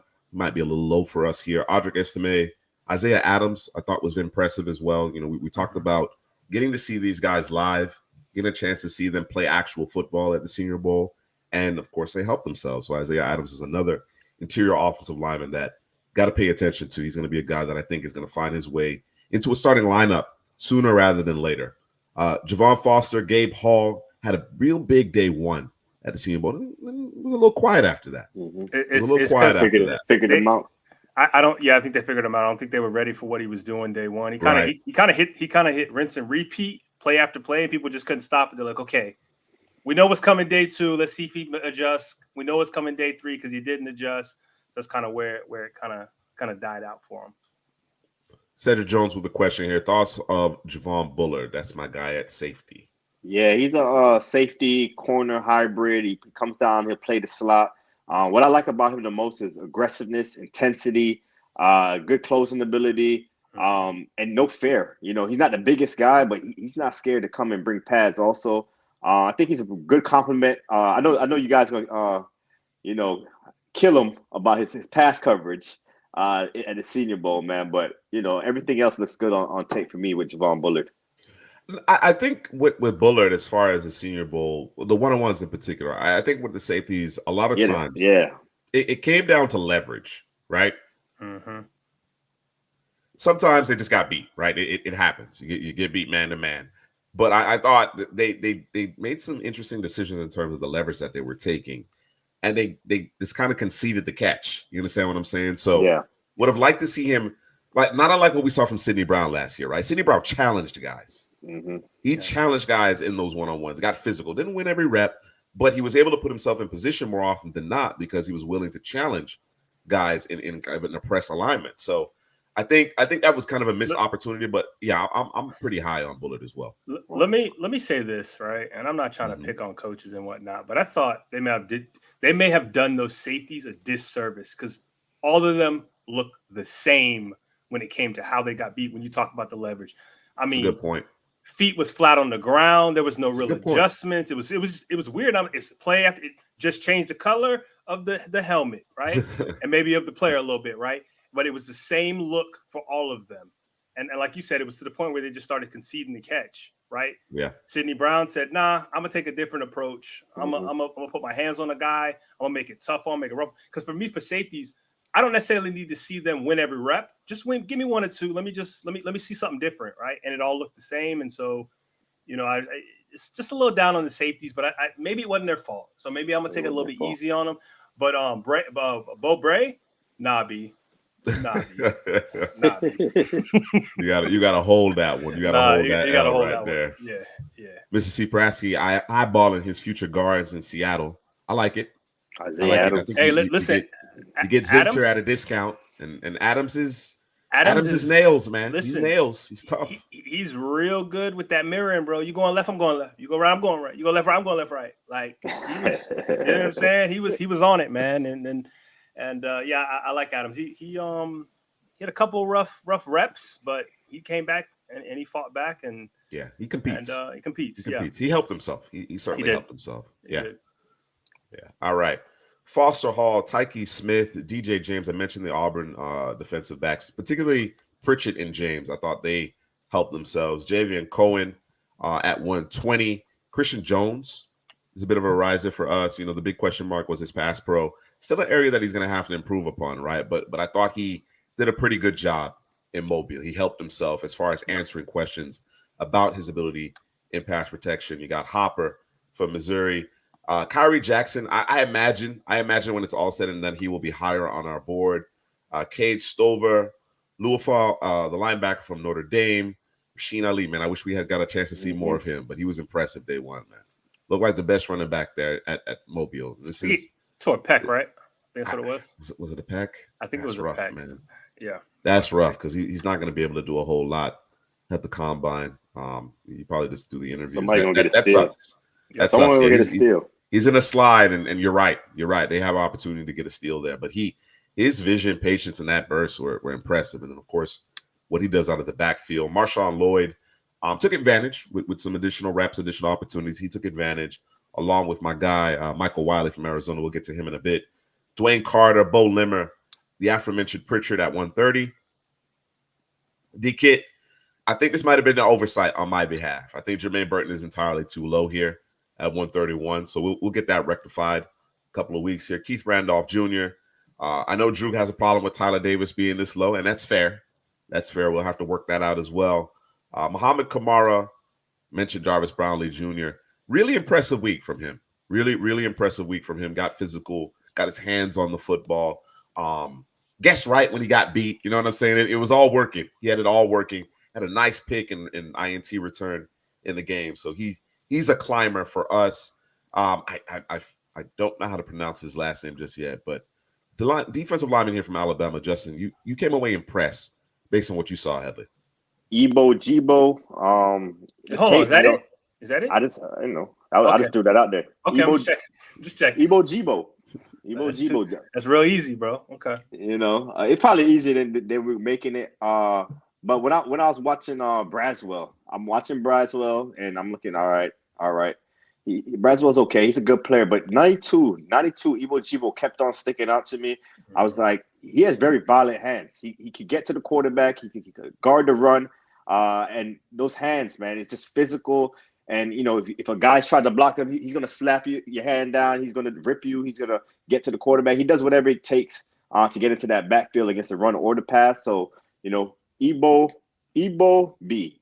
No, Eb-O-B. Eb-O-B. Eb-O-B. Yeah, that was easy. Yeah, I think he's going to be a nice rotational piece at the next level. I agree. And you got to have guys up front. You got to have a rotation, and I think he fit a rotation really well at the next level. What do you think? Is he a 3-4-4-3? What is he? I think he's 4-3 D tackle. Yeah. Okay. He could penetrate. Mike, Gabe Hall came in at 117 for us. Hey, he wasn't an original 125, so obviously he helped himself. But I think he kind of fizzled out throughout the week. He came day one with a big bang, got on everybody's radar, and I think opposing offensive linemen adjusted to him. So we'll see ultimately where he lands when it's all said and done with respect to Gabe Hall. I love Weed. I'm a Braylon Allen guy, man. I'm a fan. So hold on. Before you jump into it, though, he did this. Okay, he did this. No. I saw what he did. Oh, okay. But you didn't let me cook. You didn't let me cook, man. My bad, bro. You just stepped on my shot, man. All right, stepped on my shot, bro. I'll step out the kitchen. My bad. Go ahead, bro. Braylon Allen, I think, a bit of a disservice in terms of this change to the offense in Wisconsin in 2023. I want to see him in a gap scheme. Nobody is like Marion Barber. Say Braylon Allen is a more talented ball carrier than Marion Barber was, but nobody is like Marion Barber. That kind of nobody can play that way anymore, bro. No, can't you'd play 3 You're not seasons. gonna last. You'd be out the league. Yeah, you're not gonna live. Marion Barber was here for a good time, not a long time. I'm talking specifically about the field because he's passed. R.I.P. Marion Barber. But that kind of physicality, it's just. You're not going to get to a second contract these days with that. It's already hard enough to get to a second contract as a running back. So, but Braylon Allen would be a nice fit in Dallas, assuming they leverage gap downhill principles. You know, if you're trying to run outside zone and duo from the shotgun, I think you're doing him a bit of a disservice. All right, let's keep moving along. Andrew Phillips had a good week. He was impressive. Got a little bit handsy day 2, day 3, but always in phase. Always in phase. Brevin Spann-Ford, as Mr. C. Pransky mentioned earlier, Ladarius Henderson. My guy Michael Wiley, man, I think that he's going to make some team very happy, particularly on passing situations, what he does out of the backfield as a receiver. I want to talk a little bit about Roger Rosengarten, man, because, we gave him a hard time. We gave him a hard time after the national championship game. He really struggled. But I really like the way he bounced back in Mobile. Thought he came down there and competed, and he's got some intriguing traits. He's one of the best athletes among the offensive linemen. The way he moves is impressive. Really is impressive. And I was kind of taken aback by it because thinking to myself, I was like, where the hell was this? where was it? He had a bad game, man. He had a bad game. He had a bad game. Now, that's really what it came down to, right? It was. He had a bad game in the worst possible moment, right? But he certainly helped himself, and I think his traits are very, very intriguing. I could see him going early day 3, maybe even late day 2 because of those distinct traits that he possesses. Yeah, his ability to kind of take on the guy in front of him, even if he's beat, and kind of turn it around or at least hold up long enough. Right. So, whatever's happening behind him can take place and him do his job. It's not always pretty. But yeah. And like Drew said, he's a good mover. He can keep his body and his frame in front of the guy in front of him and take on what's coming. So just got to clean up some technical things with his hands. Yeah. And I think he'll be all right. You'll see a little bit more consistency. You'll see a little bit more push from him once those things happen. I don't disagree with you here, Mr. C. Pransky, but his ability to recover is special. And that might be a little bit of hyperbole, but I saw some things in terms of the sheer athleticism that he possesses. Yeah. Somebody's gonna, if somebody coaches him up, he could be a serious starter for you in the NFL. Somebody coaches that up because there's just certain things that you can't teach, right? Technique. He can stand to get stronger. You can work on your body, but some of the you think I'm being nice, D-Kid? I don't think so, man, because I crushed him after the national championship game. He got put up on the cross, man. Yeah, so I came away encouraged by what I saw. I'm leaving him at right tackle. Right tackle. I'm leaving him at right tackle. All right. Got Ray Davis, Layden Robinson, Javon Baker. I think from a talent perspective, he certainly deserves to be higher. I just don't see polish at all. The release, he just out there out athleting people, bro. Yeah. Sometimes you do a little too much on the release, man. Yeah, you gotta get into your route. I know. We got one of the reps where he was chopping them feet, bro. He was chopping them feet. That was the bad version of Chad Johnson out there, bro. Man, listen, it looked like he was about to do a 2-point seat roll, bro. That 2-point seat roll was coming because he was chopping those feet. Listen, man. He won the rep though. That's the crazy part. I know he was going against. I can name a corner or two he might have beat out there with that mess, but yeah. Yeah, Kalen King. That's Yeah. one. Yeah. Oh man, that guy. What happened to Beat that boy? guy. So just to finish the conversation on Baker, I think there's a lot of talent. I think he's a gifted athlete with great body control, good hands. He just needs polishing. Like there was a play on 11 on 11 where Penix is working through his progression, and Baker's just on a mesh route. You know what I'm saying? Kind of underneath, crossing route, and he just went looking for the ball, and Penix hits him in the head. He just hits him in the head because it just his head's not in the game. His eyes aren't where they More need awareness. to be. Yeah, Man. Yeah. So he has some things that he needs to work on, and that's the type of thing that keeps a really talented player off the field, right? Mm-hmm. He struggled with lining up, didn't know where to line up. You understand what I'm saying? And again, it's a truncated week. I get that, but this is the pros, man. This is the pros. And if you don't understand your responsibilities, you don't know where to line up. Coaches won't trust you. So that's what I'm looking for from him. Really to get in your playbook, really become a student of the game. Of course you do. It was a doink, man. It was like it was off the upright. I mean, right in the ear hole, bro. Right in the ear hole, man. I'm telling you. That can't happen. That can't happen. All right. At 145, we have Jerry and Jones. I mean, when you talk about man coverage, Jerry and Jones, he definitely checks that box. Underrated man coverage from Jerry and Jones. That's he was at the Shrine game, right? Yes, doing he work, was. working Yes, the yeah. Him and Renardo Green, the other corner. I think Green is underrated as well. Yeah. I watched two matchups against Neighbors and against Jamari Thrash. He really played good ball against both of those guys. I know we're gonna get to him later in the list, but he looks to be a nice man-to-man lockdown corner. Very competitive. He's a competitive tackler. Threw the ball in the passing game. He'll knock down pass breakups. So I like Renardo Green a lot, man, and Jerry Jones for that matter. I thought both of those guys are underrated corners. I confuse these two. There's one that I like more than the other. One is Jones is the guy in the slot, the bigger guy in the slot. Green is number 8. That's the one that kind of took it to Malik Neighbors in that first game of the season. Gotcha. All right. Cody Schrader, Michael Pratt slides a bit here. I just didn't see anything to write home about.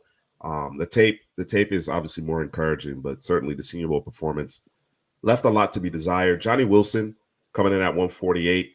I thought he caught the football well. That was the main concern, right? Because we're not expecting him to route guys up.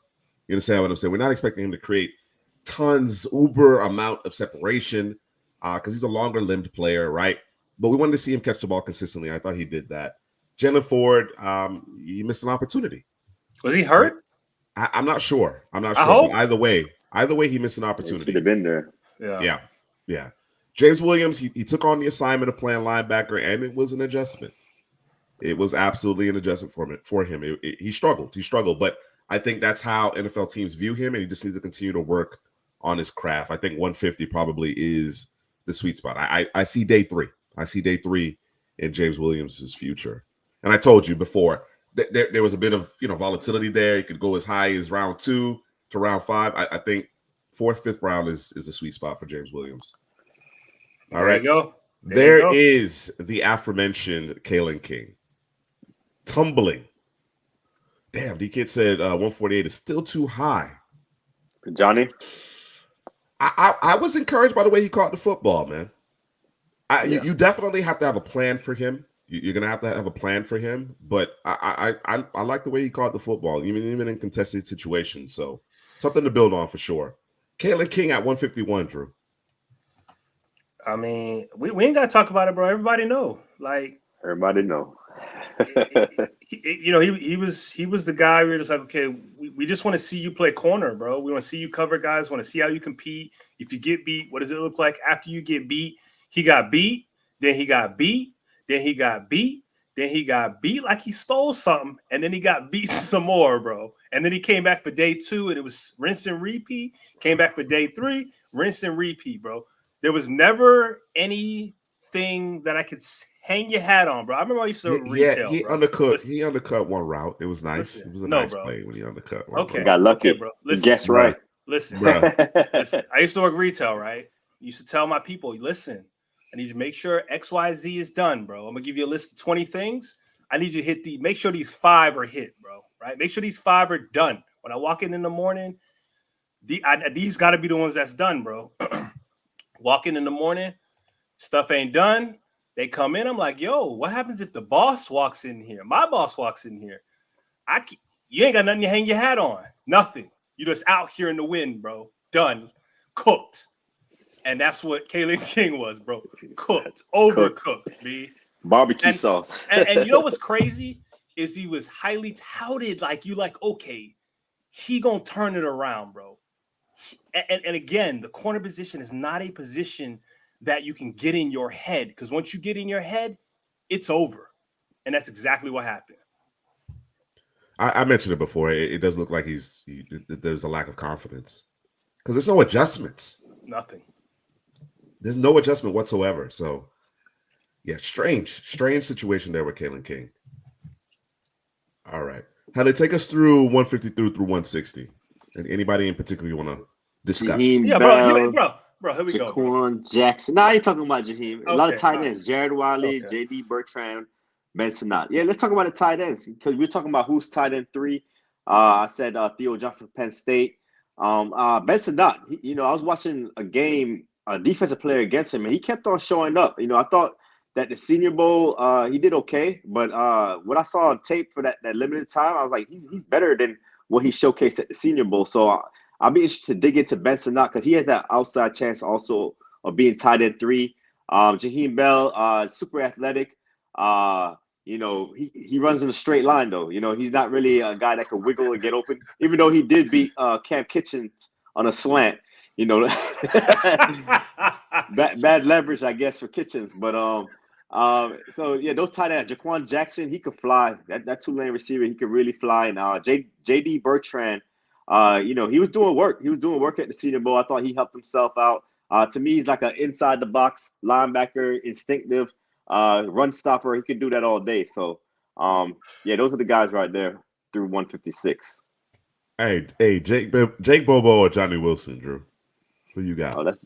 Drew gonna go Bobo. Come on, man. I'm gonna go Bobo, man. Bobo is his guy. Yeah, Bobo is my guy. Yeah. Yeah, you planted a flag on Bobo and Puka. I did. Trying to tell y'all what. Yeah, it's going to be hard to wrestle that tight end 3 away from Theo Johnson for me. But certainly there's more tape to watch. There's more tape to grind for sure. All right. Let's keep on going. We're almost here at the end of our top 200. Malik Washington put on a show at the Shrine Game. Your guy Kingsley from UF, probably a bit too low here. Probably a bit too low, but, I didn't get any feedback, so. I didn't give you an opportunity. I didn't give you an opportunity. See, I'm making this list. I got it. See, how many Gators on this list, bro? And the hate just continues. Ricky bro. Pearsall, Kinsley. Yeah, hating, man. Hating on State too, man. Renardo Green. What other Gators? What other Gators, bro? Those are 2 you hating on, though. You hating on both of them. Yeah, bro, it's not many, bro. And Florida State. No. You hating on Florida State and Florida right now, bro. Here we go. You just skipped over Trey Benson. He's like, Trey Benson, you got to the next day. You said nothing about Trey Benson. Come on, I'll keep that, bro. And listen, he's some people's running back 1. You feel me? Let's talk about it. Let's talk about it. Are you in the running back 1? Who, for Trey Benson? Mm-hmm. Yeah. It's close. I don't have him as running back 1. I got Jonathan Brooks. The versatility in the passing game for Brooks over Benson. That's why I got Brooks. But Benson runs hard, man. You get him in that zone scheme, he could be a guy that could be a running back 1 for NFL team. So he's not far off. He's in the top 3. Benson's a top 3 running back in the class. I'm with it. DK, you're probably right about this. And Mr. Seabrasky, Dylan Johnson, he declared. I want to be certain that he declared. You would know. Know. He's a guy that I would work into the top 200 as well as Kendall Milton. So yeah, I'm with you there, D-Kid. Sleeping at the wheel. Evan Williams, Jalen Harrell, Luke McCaffrey, I thought was really consistent throughout the week. He showed me something. Receiver from Rice, Christian McCaffrey's brother, Kamani Vidal, Frank Gore Jr., Jarius Monroe had a really good Shrine Game practice. Let's take a look at him. Impressive ball production. right? He gets his hands on the football. I think he has about 6 INTs across 26 games. So really, really like that about him. I'm going to continue to look into his film. Javon Solomon didn't set the world on fire. But there's elements of his game that I do like. Shaw Smith-Wade competed, right? He lost his fair share of reps. He got better though as the week went along. Yes, he did. Unlike Kalen King. And when it's all said and done, Smith-Wade might be higher than Kalen King because he made adjustments and he kept on competing, right? His confidence never wavered, right? And that's something to be said about that at the cornerback position. You got Trevin Wallace from Kentucky. Ryan Flournoy, man. Hey, I saw somebody comment on our one-on-one videos, so check the one-on-one videos out on the channel. That he doesn't, there's no real, he just gets into his route, bro. There's no nonsense. I love it. It's the opposite of Javon Baker. That's what I was just about to say. It's the complete opposite. Yeah.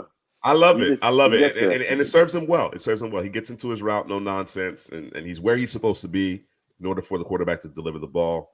Out of Southeast Missouri State, Dadrian Taylor Demerson, he's impressive, bro.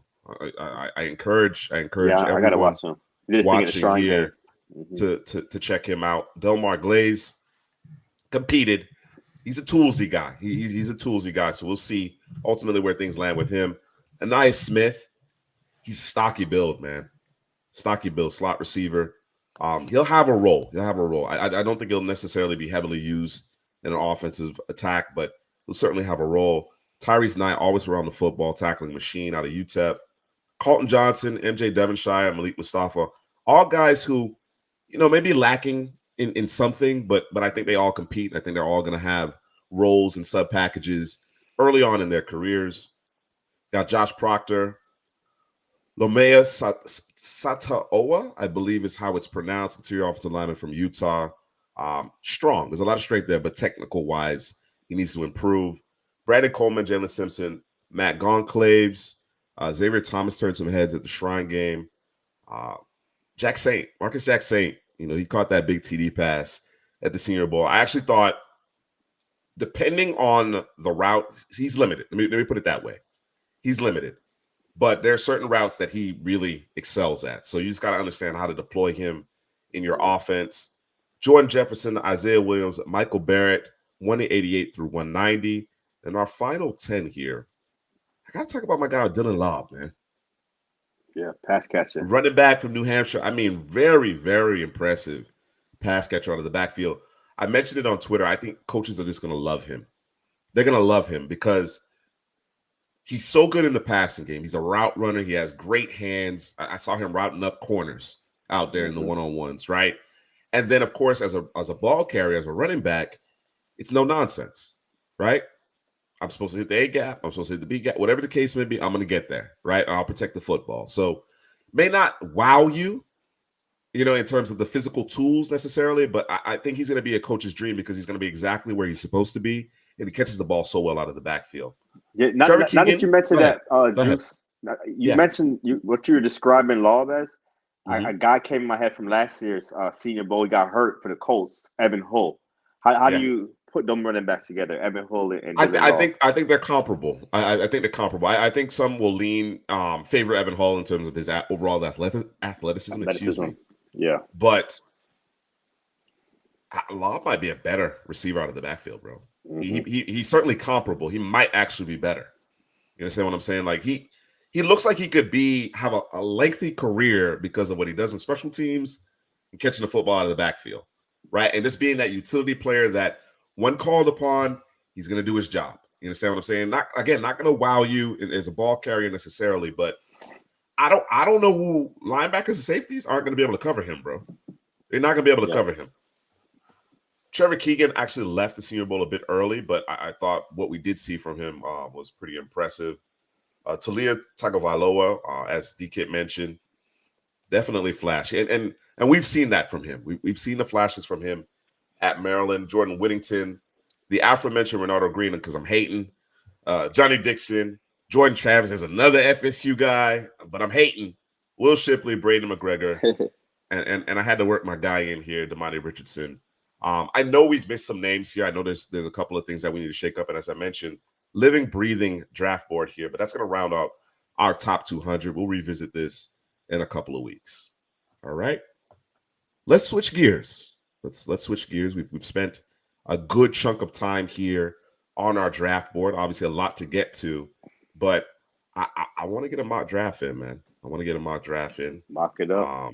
We're not gonna pontificate too much with respect to it. Hadley and Drew, you'll go head to head, and I'll let you guys decide who's gonna draft for AFC, who's gonna draft for NFC. That's how we'll split it up. No matter. Drew, you're on mute. Drew. What you trying to get? You trying to get the Bucks? Nah, it don't matter, bro. Don't matter. Call it, Juice. I give Drew NFC. Give him the Bucks. All right, Bucks. I got AFC. All right, Drew, right at the top. You got Chicago. I got Chicago. Hold on.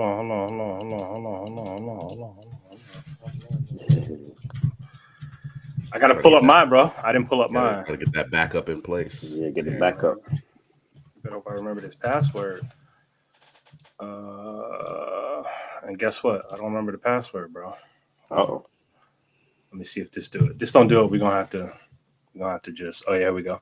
What we doing? We doing a 3-rounder? What we doing? Yeah, it should be a 3-rounder. I don't know how many rounds I actually selected, so let me reload. We're doing a 4-hour stream. That's what we're doing tonight. Nah. 3 rounds. We gotta push. We gotta push. Right, now, Drew, we'll slow this thing down. No. Nope. But we gotta push. Yeah, all right. So you ready? Let's do it. All right, man. First pick overall. We're not trading. We're not doing nothing cute. We're gonna draft. How you start the draft? There we go. We're gonna do the right thing right here, man.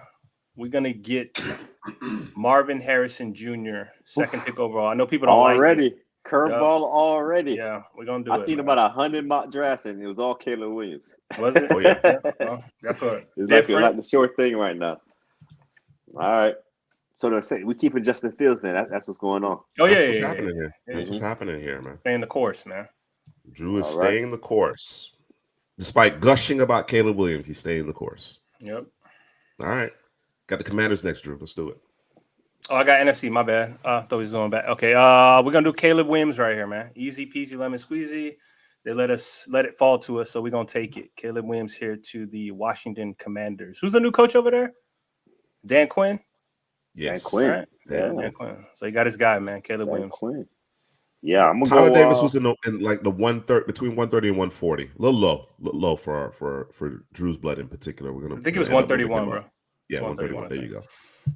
Go ahead. I'm gonna do something different here in New England. I'm gonna go with Jaden Daniels, the quarterback from LSU. I knew that's what he was going with. I knew it. You know, Drake May, Jaden Daniels. That's the debate right now. I'm gonna go with the playmaker, man. New England needs a playmaker in the worst way, and I think Daniels fits the bill.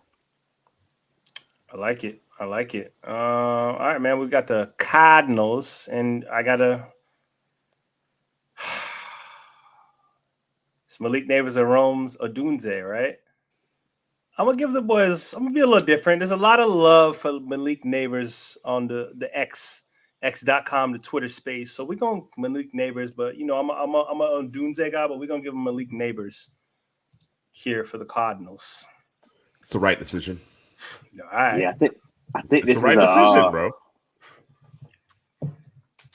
I think this is a trade down spot, to be honest, for the Chargers, team that's going to want to get Drake May. But we're doing no trades, right, Juice? No trades going on? You could do a trade if you want to do a trade. Yeah, it's up to you, bro. All right, let's trade up then. Who's trading up? I have to do any. I'm an AFC, so you can pick any team. You can pick any team on the trade up. Yeah. I'm looking at the Atlanta Falcons right there. Of but course, I'm gonna go aggressive. I'm gonna go aggressive here. Let's make the Raiders. Let's do Raiders. Is that too far? Too far up? Let's do the Raiders. No, you can give it. They give away everything. I'm looking at Denver and the Raiders as trade ups for a quarterback, but I'm gonna make the Raiders more aggressive than the Broncos here. Oh, DK saying the Giants, man. The Giants there right behind them. Mm-hmm.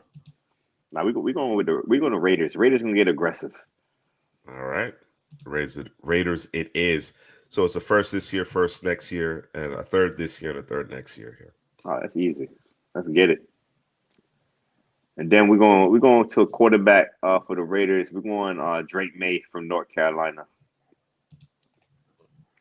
All right, the Raiders trade up ahead of the Giants, much to D-Kit's chagrin. Sorry, D-Kit. Hurt. Yeah, you know what I'm gonna do. I really want to go Rome Odunze, but I'm gonna get his partner in crime, and I'm gonna grab Michael Penix Jr. Conviction. They get Penix with conviction. Yeah. All right. You know, right here for the Titans, it got to be offensive tackle or wide receiver. They could go wide receiver or Brock Bowers, who said he wants to play for the Titans. But I'm gonna go with. I'm gonna do the right thing, man. Nah, you know what? We're gonna get a playmaker, man. We're gonna get Roma Dunze for the Titans. Get him another wide receiver next to Treylon Burks, man. All right, next up we got the Atlanta. I don't know about Treylon Burks actually being healthy to be out there, but I understand what your thought process. Don't you dare, D-Kid. Don't you dare. Come on, don't put that out there. Yo.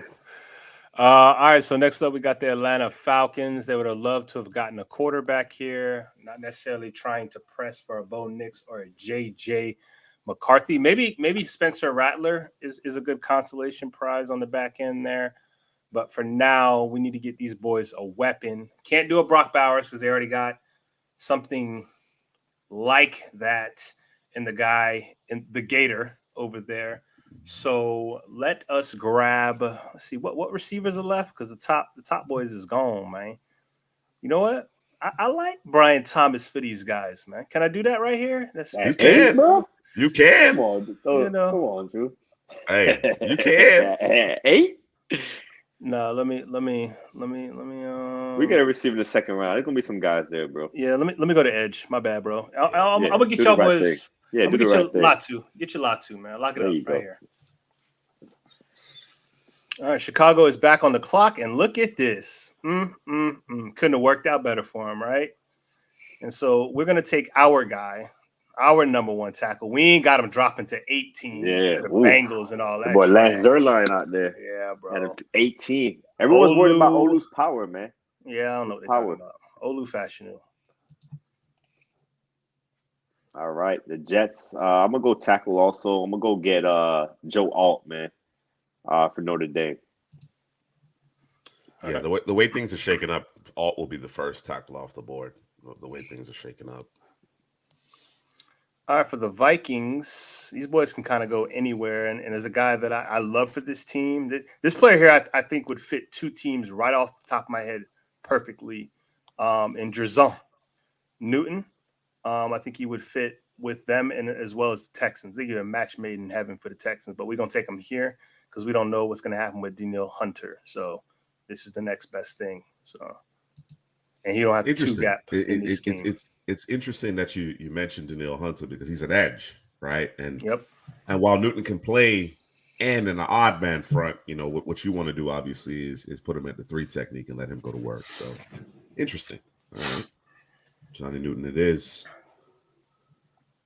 Broncos, Headley. The Denver Broncos quarterback, they needed it in the worst way.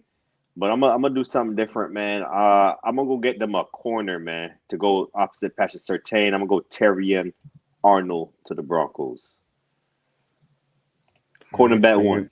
Staying true to the draft board. I like it. Chargers after the trade down with the Raiders. So that was an in-division trade. Yeah, right. And my guy's right there for me, man. I'm gonna go get Brock Bowers, the tight end, right there to the Chargers. Couldn't have worked out any better, huh? Jim Harbaugh done got his guy. Yeah, man. Saints do here. You hear that? You see that? You said that, Drew? The Saints Valentine started with Caleb Williams, so now we got to protect them. Oh yeah, I hear that. Mm-hmm. I'll take that into consideration. We're gonna protect them and do the right thing. For the Saints, they're stuck with that Carr contract. I don't know if Jameis coming back, but you know, Nah, James ain't gonna be back. Nah, I don't think so. That boy a fool, man. Gotta love him, but he go to the Broncos with Sean Payton, man. Go back to Payton. He could go back to with Payton. Let me just check the roster. I want to check one thing. Oh, come on, man. Drew. I'm not. I'm trying to do the right thing, bro. They need an edge. They need an edge. They do need an edge, but hold on. Let me just check, man. Just bear with me really quickly. All right. We'll go edge, man. We'll go edge. And for the edge, we're gonna get them Jared Verse, man. I like it. I like it. The Indianapolis Colts, they need a corner real bad. I'm gonna go get them Quinyon Mitchell, cornerback 2 right now, to the Indianapolis Colts. I like this. They play that cover 3, but he can live in that scheme and make it work. Get his hands on the football a whole lot. So I like it. Interesting. Yeah. Like Daniels over Williams. I'm not going there. No, I can't do it. I can't do it, man. Oh yeah, nah. I like Daniels a lot, but I can't do it. Nah. All right, who we got? We got the Seahawks. Mr. C. Prasky, what you saying, man? What are you thinking right here, man? What are we talking about? Garcia. There's a guy that's falling right there. Fuwaga. Yeah, but I don't think you need to tackle that. No, they don't need to tackle it. He could be an all-pro guard, though, Fuwaga. If that's what you're looking at. I wouldn't hate it, but I don't think I want to go there. I could go a Dallas Turner. I could also go. Should I say it? JPJ here. Oh yeah, that's excellent. I like it. I like it, bro. I like it. Yeah, let's do that. Let's do that. Let's take him here. That's excellent. Man, Jacksonville Jaguars. They need a receiver and a corner. I think they need some boundary help. They could use I'm not sure what's going on with Josh Allen. I'll say we bring back Josh Allen. What's the receivers on the board right now? Ryan Thomas is probably the highest guy. I like the corners better. Let me get that corner, man. The next corner on our list will be Nate Wiggins from Clemson. All right. The Bengals, man. Fuaga, man. No brainer. Let's get it. I think, Mr. C. Prasky, that I agree with you here. Seattle could stand to drop back a few spots, especially if you feel like getting the interior guy day 2. I certainly understand that. Yeah, I'm not mad at that strategy. Yeah. All right, man. We got the Rams, and I'm gonna take what I'm gonna take here. Let's see. What's the best offensive lineman on the board right now? Just overall, is it Latham? You got them projects. Yeah. Other than Latham, you got the Mims, the Morgan. Your guy right here. Fautanu. Oh, damn. Fautanu? There you go. Yeah. Do that. Let's grab him right here for the Rams. Do that. All right. Let's fit. All right, the Pittsburgh Steelers. Them boys upset, man, because JPJ got taken. That's me though. That's Headley. My bad. Yeah. Sorry. Hey, listen. Was getting after it right there. You see them? Yeah, he was quick, bro. Mm-hmm. They like Dan Moore Jr. They like him at left tackle. No. Okay, we're moving Broderick Jones to left tackle, and then we're gonna draft J.C. Latham to fill in for that right tackle position. There you have it. Okay. Miami Dolphins. Who that? Zay? That Zay squad, isn't it? Yeah. Yeah. Like them Dolphins, man. They need some interior offensive line help. I see that right there. Who's the best guy on the interior right now? Zach Frazier, Christian Haynes, Cooper Beebe. A little too high. Graham Barton. I think Graham we Barton. do Graham Barton as Graham an Barton. interior guy. He's listed as a tackle, though. Yes, Graham Barton. That's what they need the most. Yeah, I'm thinking about waiting on it. Though. You know what? You want to go sexy? A lot of they got some injuries on the edge position, man. Mm-hmm. And you got Dallas Turner sitting right there. You never can have enough pass rushers, man. Let me go get Dallas Turner for the Miami Dolphins. Philadelphia Eagles. Here we go. I should just draft Edgerrin Cooper right now. Bro. Piss everybody off, right? I won't do that here. They need a corner. No, they need a corner in the worst way. Let's go get Kool-Aid McKinstry.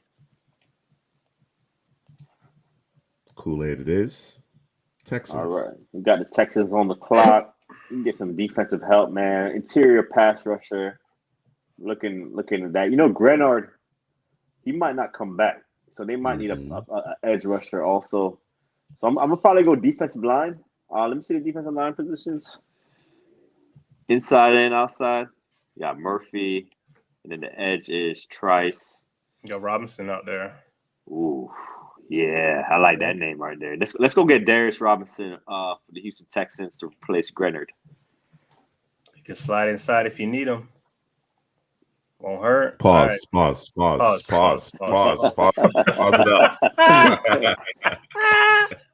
Go down. What's my next pick? Juice, go down a little bit. Yeah, Drew got 3 in a row. Oh, my bad. My next pick. 1, 2. No, I got. Hey, you got mad at it. I got 4 in a row. 1, wow. 2, 3, I got Bills next. All right. I got time to think, man. All right. I'm going to take all your picks. Don't worry about it. Mess it up. All right. We got the Dallas Cowboys. Them boys need what? Corner, linebacker. Need some offensive line help. Let me see here. Nah, you know what we going to do? I don't care what Dallas said. What the corner's looking like?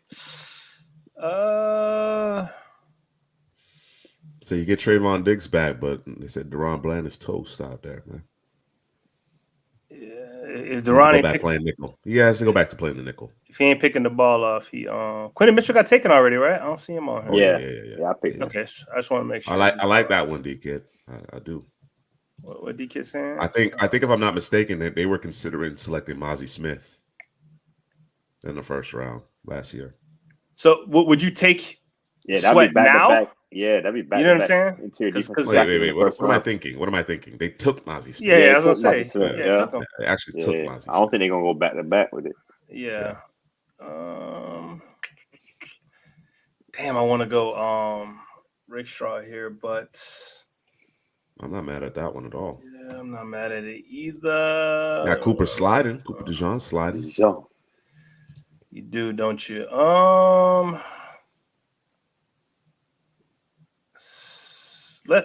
Let's go Cooper. Let's go Cooper DeJean. Let's go Cooper. I'll stay with Cooper. although Dallas, I should have drafted him for the Packers, huh? I'm hurt now. See, man, took your guy. Yeah, then took my guy. But we got Tyler Nubin right there, man. Let me just check this real quick. Need to get that tackle. Marius Mims. Yeah, I do need to get that tackle. What's the tackle saying? Yeah, go ahead, give me Marius Mims. Lock it up. You lock it up. Lock it Bucks. up. What are you gonna do for your Bucks here? Yeah, man. See. But Jake want another receiver? How much receivers you want, Jake? Jake greedy, man. I see him on all the receivers. Jake is greedy. Jake greedy out here, man. Give it up on Christian Watson.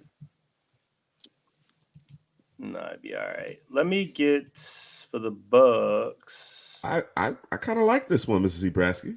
It's intriguing. Brian Thomas to the Bucks. I know in Drew's heart, Mike Evans is back, but he's not going to be back. So. He is coming back. He's a lifer, bro. All right, bro. Yeah, he's a lifer, man. He ain't going nowhere. Okay. As long as Baker come back, he'll be back. We're not doing no Brian Thomas, man. We're gonna do who do I had? Y'all boys made me forget. Ray Straw. No, we're not going corner, man. We are gonna go. We're gonna go Zach Frazier. That's what we're doing. Over Barton. Okay. Yeah. Because the center is the bigger issue than the guard. Barton could play center, bro. Yeah. No. Well, you think he's a better center than Zach Frazier? Is my question. That's the question. I like Barton over Frazier. Period. Do you? I like Frazier over Barton. This is a curveball, bro. I wasn't anticipating this one. Yeah. All right. Okay. That's his Bucks, though. Let him do it to himself, bro. Yeah. Do yourself, bro. The hate is real, bro. The hate is real. Arizona, we like Malik Neighbors with that first pick. Oh yeah, and that's the a second baller up pick. there. I really want to go Brian Thomas right here. Like I really want to go Brian Thomas right here. Dang. Do it. But I'm doing these boys a disservice, right? Do it, bro. They got holes, bro.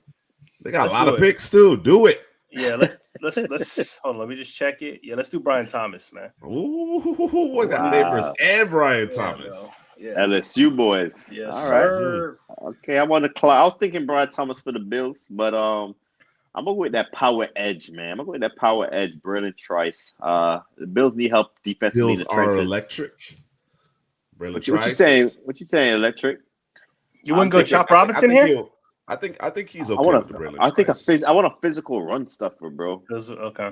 Yeah, it's the type of guy I need. Help in the run game. Especially with Brian Thomas off the board. I'm thinking Brian Thomas. Yeah.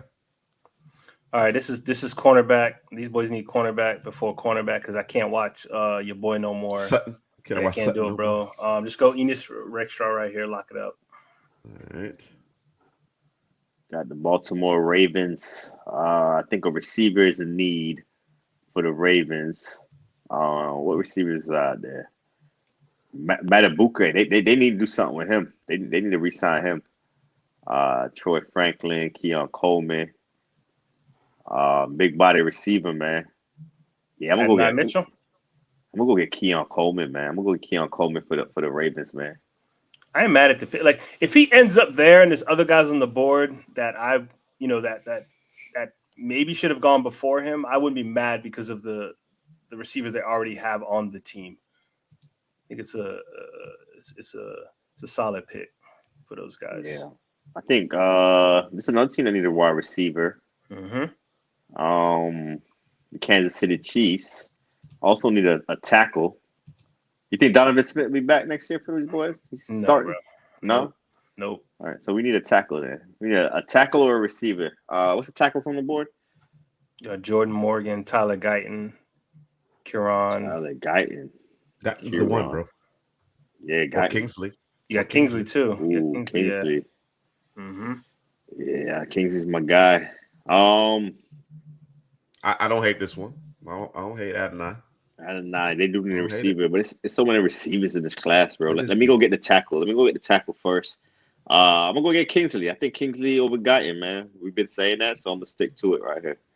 All right, and San Francisco to round out the first round. What's my O-line looking like, man? Inside, outside, what we looking like? Top guy, Guyton. It's Graham Barton, bro. Yeah, I know. Do the right thing, bro. It's Graham Barton. All right, here we go. This looks like this might be the Adonai Mitchell spot. There you go. Yeah. I know Juice probably go Leggett. I don't know, but we gonna get him. Leggett dropping. We're gonna give him Adonai Mitchell here. All right. We got the Patriots. Went and got him Jaden Daniels, a quarterback. So let's go get him a wide receiver. Let's get some offense for these guys. You took Adonai Mitchell. You got Troy Franklin out there. Xavier Leggett. It's a big body receiver. I'm trying to figure out who plays well with Jaden Daniels. The big body guy, Troy Franklin. I'm gonna go Troy Franklin. Wide receiver, can stretch the field, but Jaden Daniels he throws a pretty nice deep ball. You go get Troy Franklin for the Patriots. That should have been Brian Thomas pick right there. Let's say we bring an explosiveness to Foxborough. Oh yeah. My question with Troy Franklin, we talked to DP at the Senior Bowl is getting the press coverage. Yeah, same thing with Chaz Walker. Exactly, physicality. All right, so I'm looking to take the best defensive player at this point. After going Malik Neighbors and Brian Thomas with your first pick. Yeah. And on our board, based on this board, who's the top player here that you remember? It probably is. Is it Byron Murphy? No, I think it's Chop Robinson. Chop Robinson. Yeah. What kind of scheme they run over there? It's 3-4. 3-4. Mm-hmm. Chop don't play in a 3-4, does he? He plays in a 4-3. Yeah, but he can stand up though. He can. He probably Yeah, Chop's gonna more stand likely up, he's gonna bro. stand up. Stand Yeah, up. more All likely right. he's gonna stand up. All right, chop it up. Let's do it. All right, now remember we got to get the tackle for Washington. So, see, do I want to go with upside or do I want to go with short arms? Short up. I kid. Let me get Jordan Morgan. Ooh, All right. oh, You want to mitigate the risk there. You want to mitigate some risk. I understand. Because I can kick him inside if it don't work out. Yeah, I'm leaning towards Guyton myself, Mr. C. Yeah, Price, I would have went Guyton too. Understand. But Chargers, we got Brock Bowers in the first round. Let's go get some defensive. Now. Let's get some defensive help right now. Someone on the defensive line. At the edge, D tackle. Who's the best guy left on the board? Oh, they got Murphy still out there. You can get after the quarterback, Braswell, and that's the tackles. Let me see the ends. They're mixed in here. Oh, they're mixed in. They're all together. Oh, I like how you did that. You can put everybody together. Mm-hmm. I like that, bro. Doorless. I'm gonna go get the pass rusher from Texas. Let's go get Byron Murphy, man. Let's get after the quarterback. Tennessee Titans. They need a tackle now. I got the wide receiver Roma Dunze for these boys. New Tyler Guyton was gonna be sitting there for me, so I'm gonna go get Tyler Guyton for the Tennessee Titans. You knew he was gonna be sitting there for you. Sound like some bullshit, bro. You just talking, bro. You just talking, bro. You know how it's a slick oil salesman, bro, because they just roll right off his tongue, bro. I saw it in my crystal ball, bro. I knew Drew was gonna pass him up and pick Jordan Morgan in front of him. I knew that was gonna happen. Sound like some bullshit, bro. So who did the Giants get in the first round? I forgot who I drafted for these guys. I forgot. Michael Penix. It was Michael Penix. Let's get it. Conviction. That was conviction. All right, so them boys need a receiver. What you saying, D Kid? I know you're a little disappointed in the quarterback that you got. He said Christian Hayes. Christian Hayes. He said he want a big body. I don't hate it. Interior. All right, Christian Hayes. Let's go.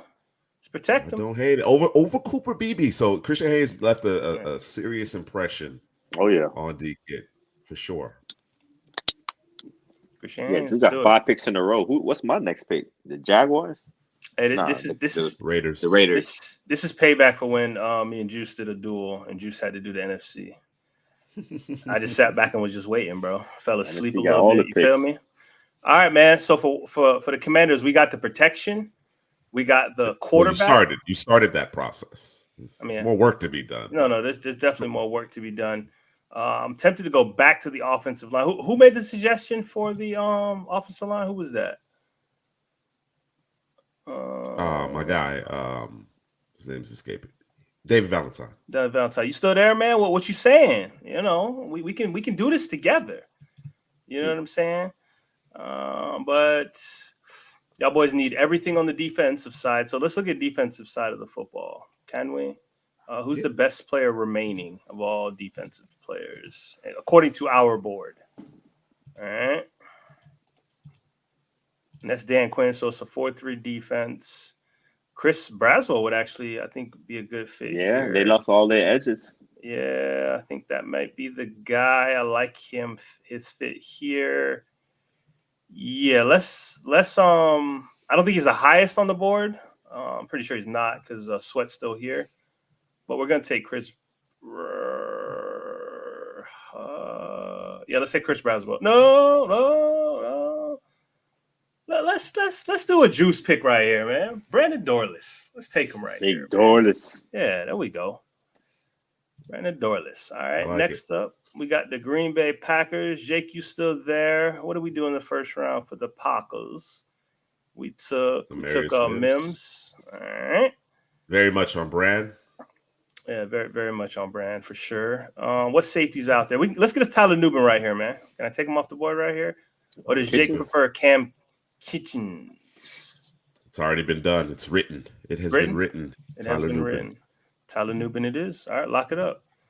All right. And then we got the Vikings. I did Jerzon Newton. Juice disagreed with me. He said, hey, man, we should have went edge there, but it's fine. Not necessarily. I just thought it was interesting. Considering what's leaving. I think you have needs at both positions. Gotcha. All right. So this is we're saying Kirk Cousins is coming back. Let's look at these quarterbacks real quick. Yeah, we're not messing with that. What happened? It's funny. It's funny that you say you're not messing with that. Hey, but everybody's calling for Bo Nix, man. It's Bo Nix. That's what they're saying? Bo Nix. Do it. Or JJ McCarthy.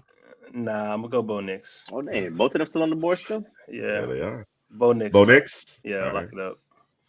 All right, Falcons. You said I ain't seen enough, man. I haven't seen enough of McCarthy. All right, for the Falcons, what do we do for the Falcons? Gotta get Helly his guy, man. Wide receiver. Oh, McConkey, no. So you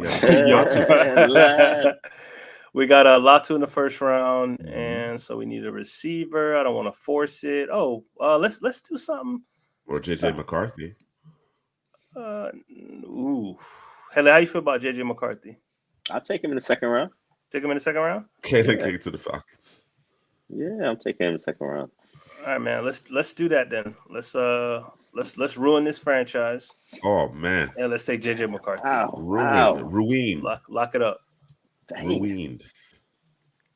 All right, the Raiders. I forgot. Traded up. You traded up. I traded up. I got quarterback Drake May. Mm-hmm. I think we go trenches here, man. Either offensive line or defensive line. I think they need help on both sides of the trenches.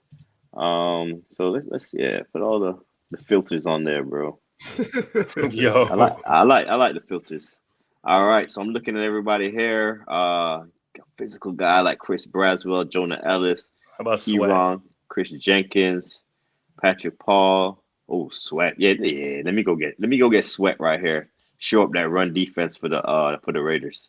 I like it. I like it too. All right, for the Saints, what do we do for the Saints? We grabbed them. I think it was Edge. We went Edge, right? Yeah, it was Jared versus Edge. Yep.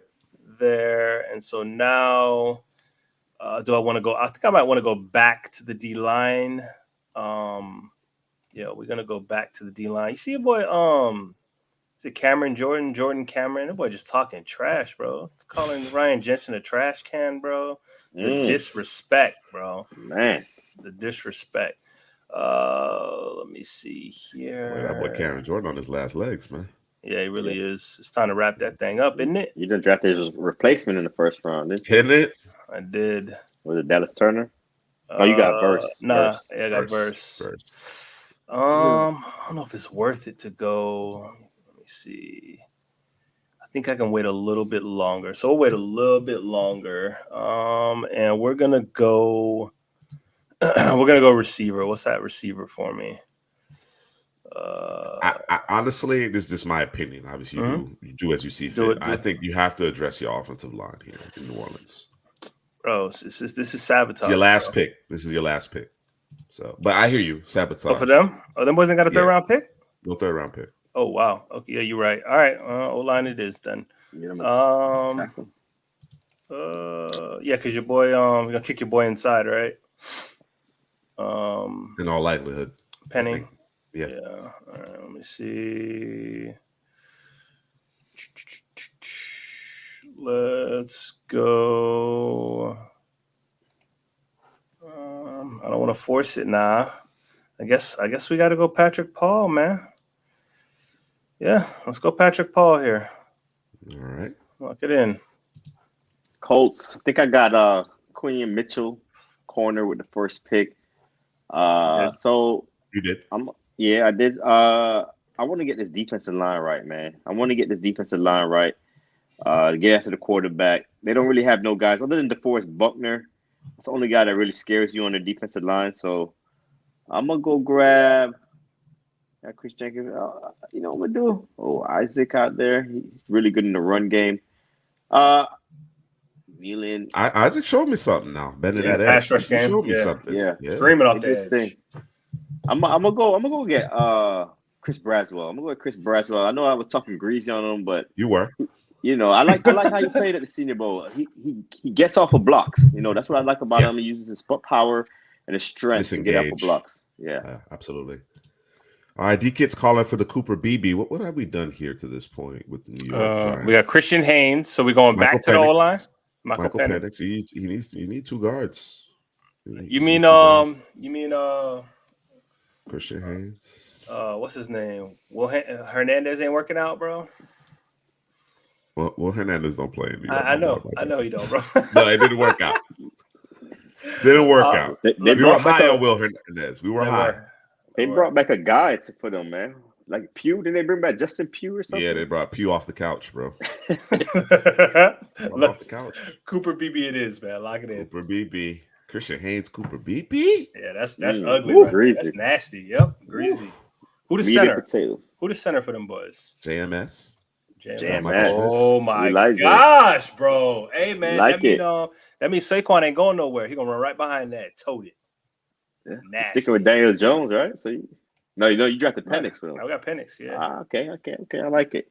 Yeah. We're going with the Jaguars. I think I got him a corner, right? Nate Wiggins or something earlier. Yeah, Wiggins.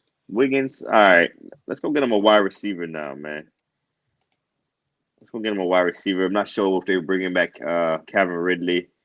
Legs time, bro.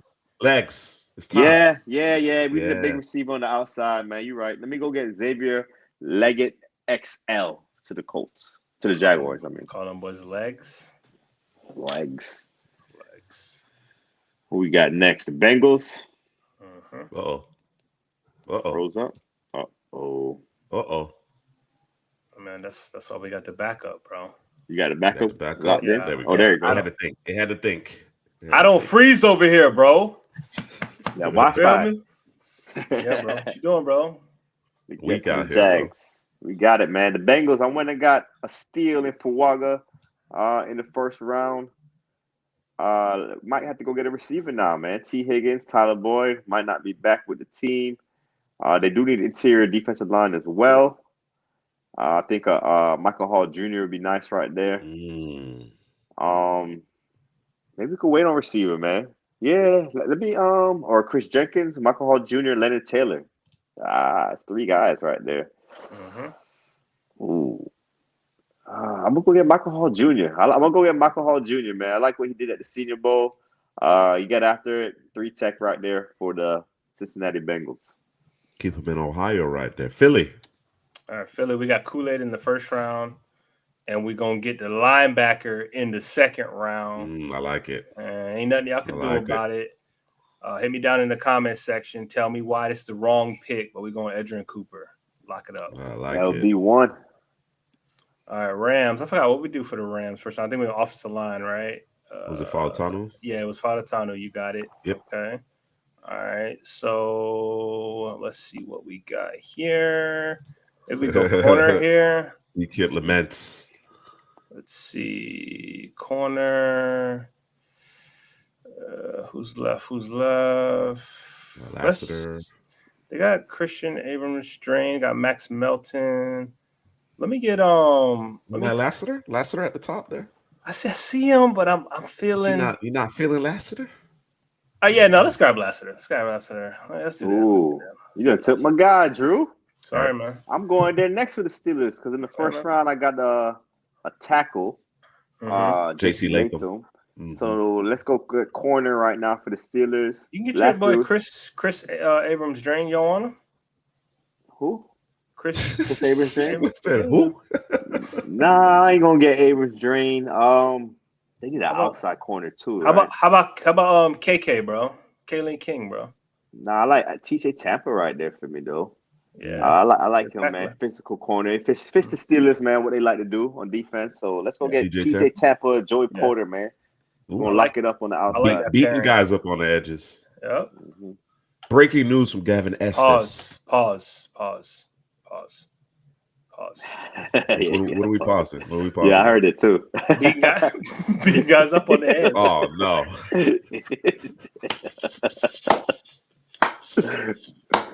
Oh no. Former Alabama OC leaving Alabama for the Seattle Seahawks. Offensive coach job. Ryan Grubb. Who's the coach of Seattle? Who's coaching them again? Mike McDonald. Oh yeah. Oh, okay. From the Ravens. He's putting the staff together, bro. Staff together over there. All right, we I at like to the that. Miami Dolphins like that. now. I went edge there because of the Dallas injuries, Turner. but we got to go get the interior offensive line right now for the Dolphins, and you got Mahogany, Zinter, Van Pran, Limmer. Who else we got out here? Let's see. Oh, Puny. Puny. Let's go with Puny right there, man. They got the versatility, center, guard, don't matter. We're gonna get him. You play tackle also, so play a lot of different positions. On the pinch. What number is Puny? Where's he at? I'm missing him. 53 to the Dolphins. No. Rankings? Oh, Yeah. I'm not sure. He's at tackle, though. He's at tackle. All right, let me take off of, because I think they got him way down here. Tackle. Oh, no, I was just passing him up. You're right there. All right. We got the Eagles. We got the linebacker. We got the, cornerback first round. Yeah, I got Kool-Aid. Kool-Aid, Edrin Cooper. It's a great start. I think I want to go, what's receivers looking like real quick? We're going to wait on receiver because I can still wait. And we're going to go safety. All right. We kill receiver. Cam. Lock it up, bro. Lock it up. Lock him in. Browns, the first pick for the Cleveland Browns. You know, I'm looking at the roster here. They got talent all through the roster, man. They do. But they got a lot of expiring contracts on the defensive line. I'm gonna go on the interior defensive line. I'm gonna go get Chris Jenkins here for the this Cleveland seems Browns. to be the sweet spot for him, bro. This Cleveland seems to be the sweet spot for Chris Jenkins. All right, we got Dallas here. We're in Cooper Dijon, first round, and so I think I want to go O-line here. See what's left for me. Cedric Van Pran, Christian Mahogany, offensive tackle. We got Kieran. Tell me about Dallas, man. So are we saying, because I'm not all that familiar with them boys roster, but we got Juice, the Dallas Cowboy fan who can fill us in. What you saying, Juice? Tell me about Dallas, man. What's going on? About the offensive line in particular? Yeah, offensive line in particular. Yeah. Well, I mean, the question is, you got question marks at tackle, right? And you might have an answer already built in with Tyler Smith, although he's looked really good at guard. So got one of those conundrums. Steele took a step back this year, and Tyron Smith will be out. So you have at least either you're going to roll with Steele and Smith, or you have a tackle position that needs to be addressed. All right, so let's address the tackle position, and we're going to take Kieran right here for the tackle position, even though we haven't seen much of him. But we're going to roll with it, man. This is a team who actually develops offensive linemen, so I'm not too worried. Historically, I don't know about these days because they used to have Bill Callahan. That's true. Bill Callahan used to be the guy out there. So that's true. Well, he went with his son to where? Where did Callahan go? Tennessee. Okay. Yeah, they're going to get that right. All right, Packers. What do we do? I think we got 2 picks. We had Tyler Nubin, safety, and Marius Mims with the tackle position. So we could go running back here, but I don't think I'm going to do that because I would definitely take Brooks here. But let's go.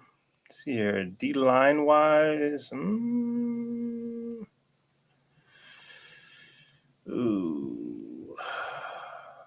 No, you know what? I'm gonna do it, bro. Take Brooks right here, bro. I'm good with it, bro. Lock it up. Keep it simple. First back off the board. All right, for the Bucks, I don't know why they got all these positions here. Like the Bucks need a bunch of positions, bro. They don't. Like, what's really going on? Zach Frazier in the first round. That was probably the biggest surprise to this point. Yeah, the boys hate it. What did y'all said? Barton, right? It was Barton. We were discussing. Yeah. Nah, man. Nah. See here. Let's go. Let me check edge real quick. This would not surprise me, James. You're probably onto something. It just kind of depends on who's available at that time.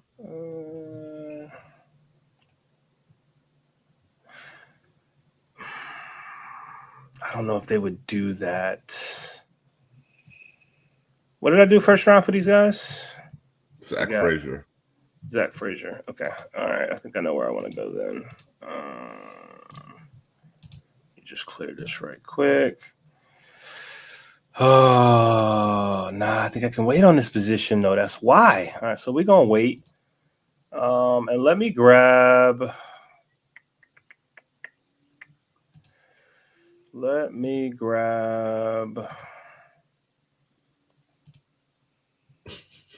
Sorry.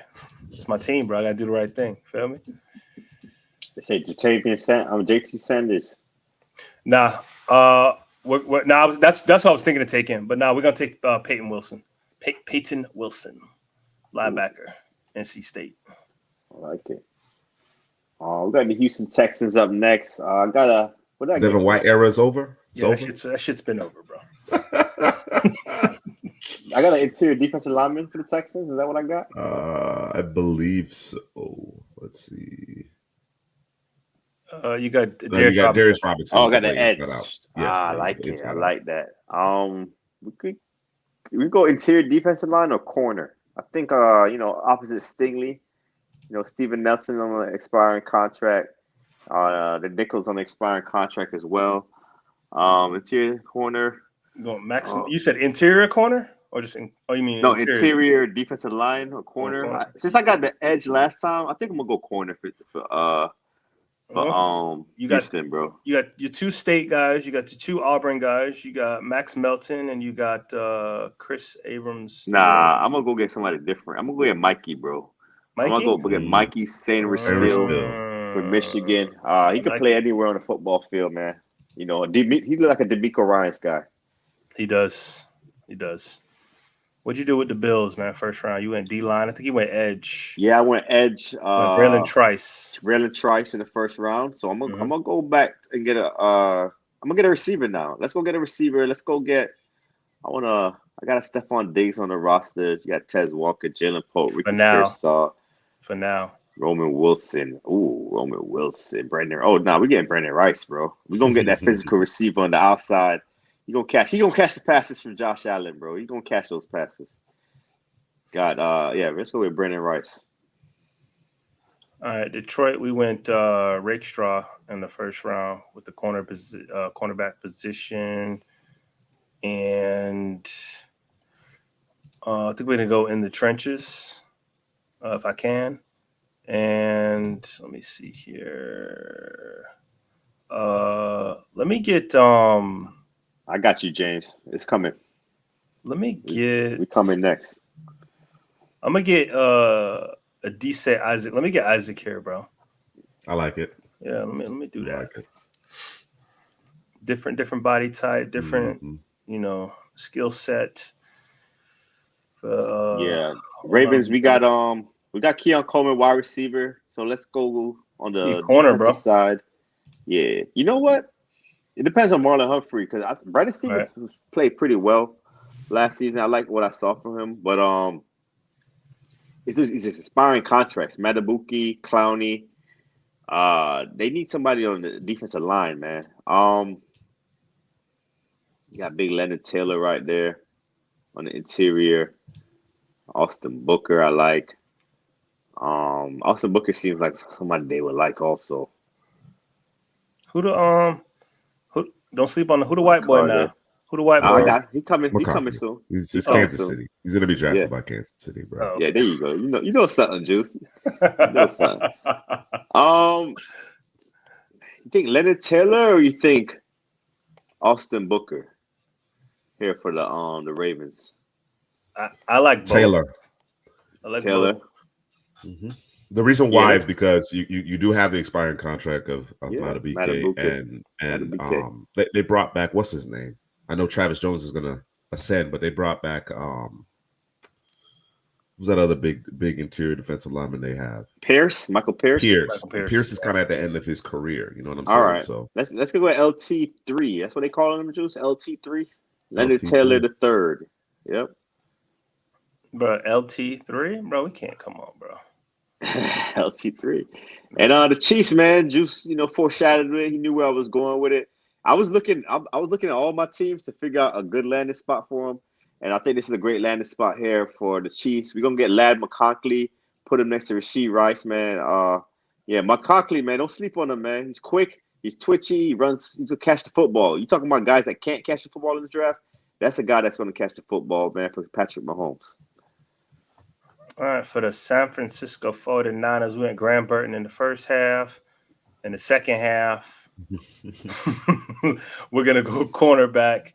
And let me, you know what, man? Let me give that man some love. Let me get some Jarvis Brownlee Jr. There you go. Mm-hmm. Sticky. Big riser. Big riser. Get him up there, man. All right, and then in the first half, excuse me, not the first half. In the second round, we got Adonai Mitchell. You know, getting your boy a damn target he can throw the ball to. I kind of want to go back there, but the boys need O-line help, isn't it? Let me see. Oh, yeah, they do. Got Blake Fisher, Christian Jones. I need a sure thing, bro. I need a sure thing on the offensive line. Who's a sure thing that's left on the board, bro? Zach Zinter. A sure thing? Yeah. Oh, my guy's a sure thing. I just don't know if they're going to move him to guard, though. I think Kingsley's a sure thing. Mahogany. Yeah, let's go Mahogany. My bad. I passed him right up. Let me get that Mahogany. Let me get that Mahogany. All right. And then the Cardinals, we went, back-to-back receiver? All right. At the top, and in the second, what did you do? I think you went and got an edge. Chop Robinson. Okay, so Malik Neighbors, Brian Thomas Jr., Chop Robinson. You have 3 picks here in the third round with Arizona. Oh, we about to get real sexy. Okay. All right, we're gonna get the sure thing in terms of where he's supposed to be in Jeremiah Trotter, man, on this defense, man. So let's do that for the linebacker position. I like it. And then for the Commanders, I think I saw somebody say something. I just don't remember what it was. No, that wasn't for the Commanders.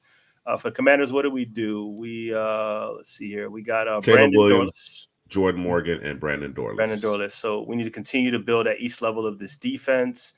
And so let's see. What's the top player on the defensive board right now? Let's see. If I just look at it this way, Braden Fisk, according to PFF. All right, Jonah Ellis, Kalen Bullock, Kalen Carson. Actually, Jonah Ellis is the top. Is the top guy. Jonah Ellis. Sense. Yeah, that makes sense. I'm just looking at the corners. Let's go back to the D line. Let's grab Jonah Ellis, man. Let's do that. New England Patriots, man. We went offensive. First 2 picks was offensive. I think we went Jaden Daniels, and then we got Troy Franklin.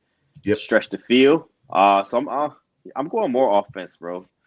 I think we need somebody to protect them. I think we go in the trenches, though. What's the tackles looking like? Guards. You got Van Pran, Zach Zinter, Blake Fisher, Bo Limmer, Christian Jones. Nugget, Siobhan Foster, Isaiah Adams. Man, I took all the tackles, bro. Mm-hmm. Rosengarten, bro. Rosengarten? You like him? Rosengarten, bro. All right, let's go get Rosengarten, bro. I was looking at Christian Jones also. Who you like more, Jones or Rosengarten? I think you could rock with Christian Jones. That seems like a Commanders pick to me. I'm not in the Commanders. it's Patriots. Oh, Patriots. Excuse me. Yeah, it works for the Patriots too.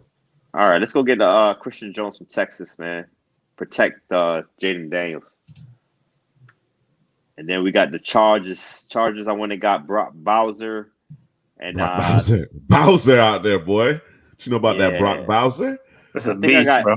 I think I got a defensive line with the second pick. Byron Murphy, Bowser, and I'm gonna go get a corner now for these boys. They need a corner. No, stop. What's going on? Brock Bowers. My bad. You look like a Bowser, bro. Nah, them boys say he looked like something else today. I saw on Twitter. They said he looked like 2 things, bro, and they was nowhere close to Bowser. They basically call that man a nerd, bro. Which is crazy. Well, they said that man looking like your boy Hunter Renfrow out there, man. like a bigger Hunter Renfrow.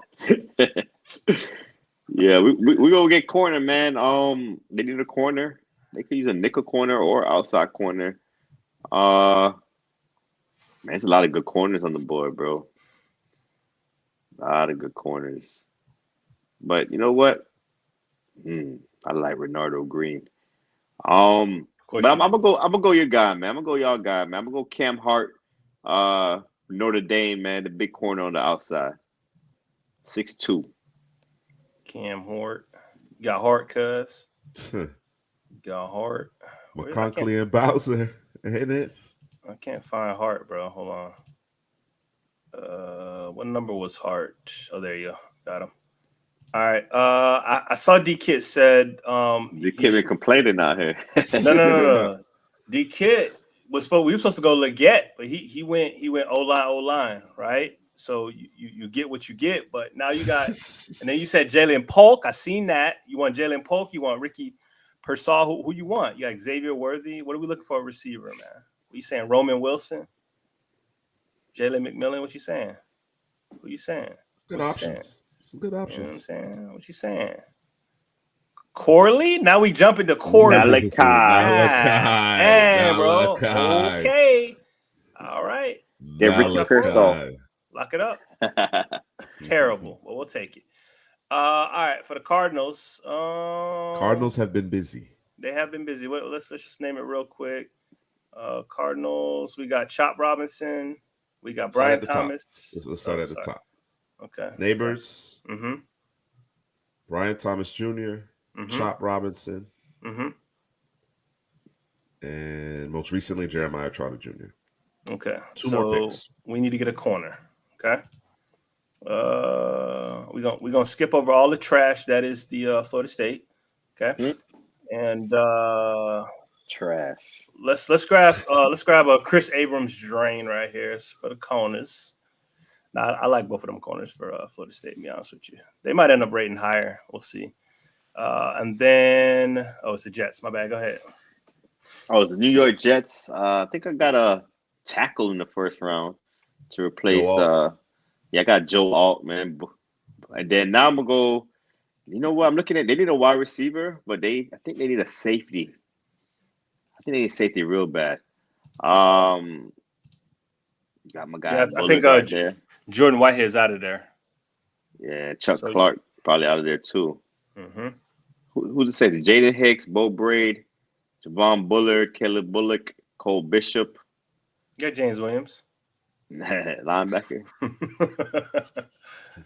I'm gonna go get even though I'm a big fan of Jaden Hicks, I forgot who said Javon Bullard was their guy. I'm gonna go get your guy right there, man. I'm gonna go get Javon Bullard here for the New York Jets. All right. And we got the Detroit Lions building this thing. We got Isaac in the second. Ray Shaw and this Isaac. Yeah, those are the two that we got. And so I want to go back and get another corner, bro. Would that be, or a safety maybe? I don't think I want to force the safety thing though. So let's go to corner. Give me a corner. And can I get a 2-for-1? I don't think there's any 2-for-1s here. Decide anyways. All right, let's do this. What's the best player available right now? It's Walker, according to PFF. Bunch of receivers. You got a tight end right there.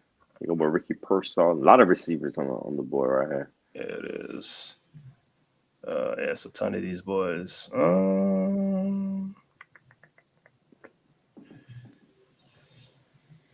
Damn, thinking. Nah, that's not do. All right, let's grab.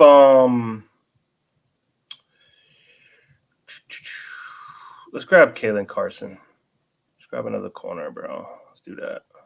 I would grab Kalen Bullock, but he can't tackle, bro. So, and your boy Dan Campbell ain't having that, bro. So, all right, man. Falcons. What do we do for your Falcons, bro? Quarterback JJ McCarthy. So we need a receiver. So we're gonna get these boys something sexy, and we are going to get them. We can give them a Xavier Worthy. Nice. Speed. Yeah. All right, Bears. What have the Bears done, man? Tell me what the Bears have done. Marvin Harrison Jr., Olu Fashanu. Oof. Okay. All right. I like it. Let's see here. Let's check this interior. Let's check one thing real quick. I just want to see one thing with the Bears because I think I already know who I want to go with. The Bears.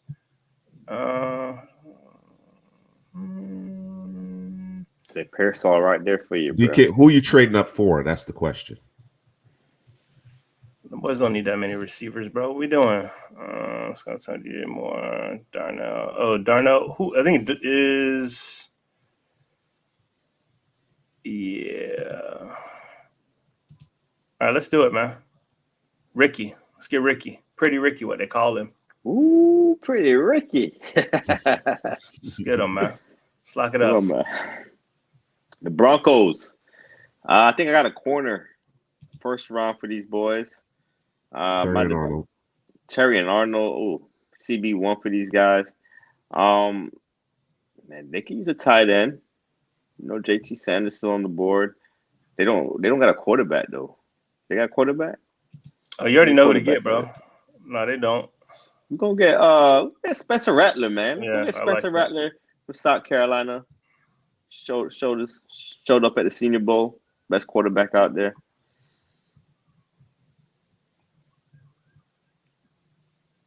Bowser and Murphy, which your first two picks with the Chargers. Bowser, I like that. Yeah, I coined that. Did anybody say that yet, man? Nah, bro, because it's wrong, bro. So Bowser and Murphy, for the Chargers, we need a corner. Yeah, but we need a corner. Yeah, we get a corner for the Chargers. Get State right here, bro. Yeah, we won't get State, bro. We're gonna get State with State. We got Asante on the roster right now, man. Here we go. DBU, and then we're gonna add a Ronaldo Green with that right there. I love Ronaldo Green on tape, man. D-Kit said, "See him at the Shrine game. He dominated." You know, that's the type of talent we produce. Let's do it. Pick up the phone, Juice. Hey, you gotta talk to your boy Drew. D-Kid. What? D-Kid trying to trade up back into the third round. The Giants. For what? We only picked up to the third round? Sanders. Sanders is sliding. He wants Sanders. JT Sanders. Jatavian. Listen. Let me just check something. Give them what they want, Drew. I don't even know if I can do that, bro. What he want? I can't do that, bro. Oh yeah, I can. My bad.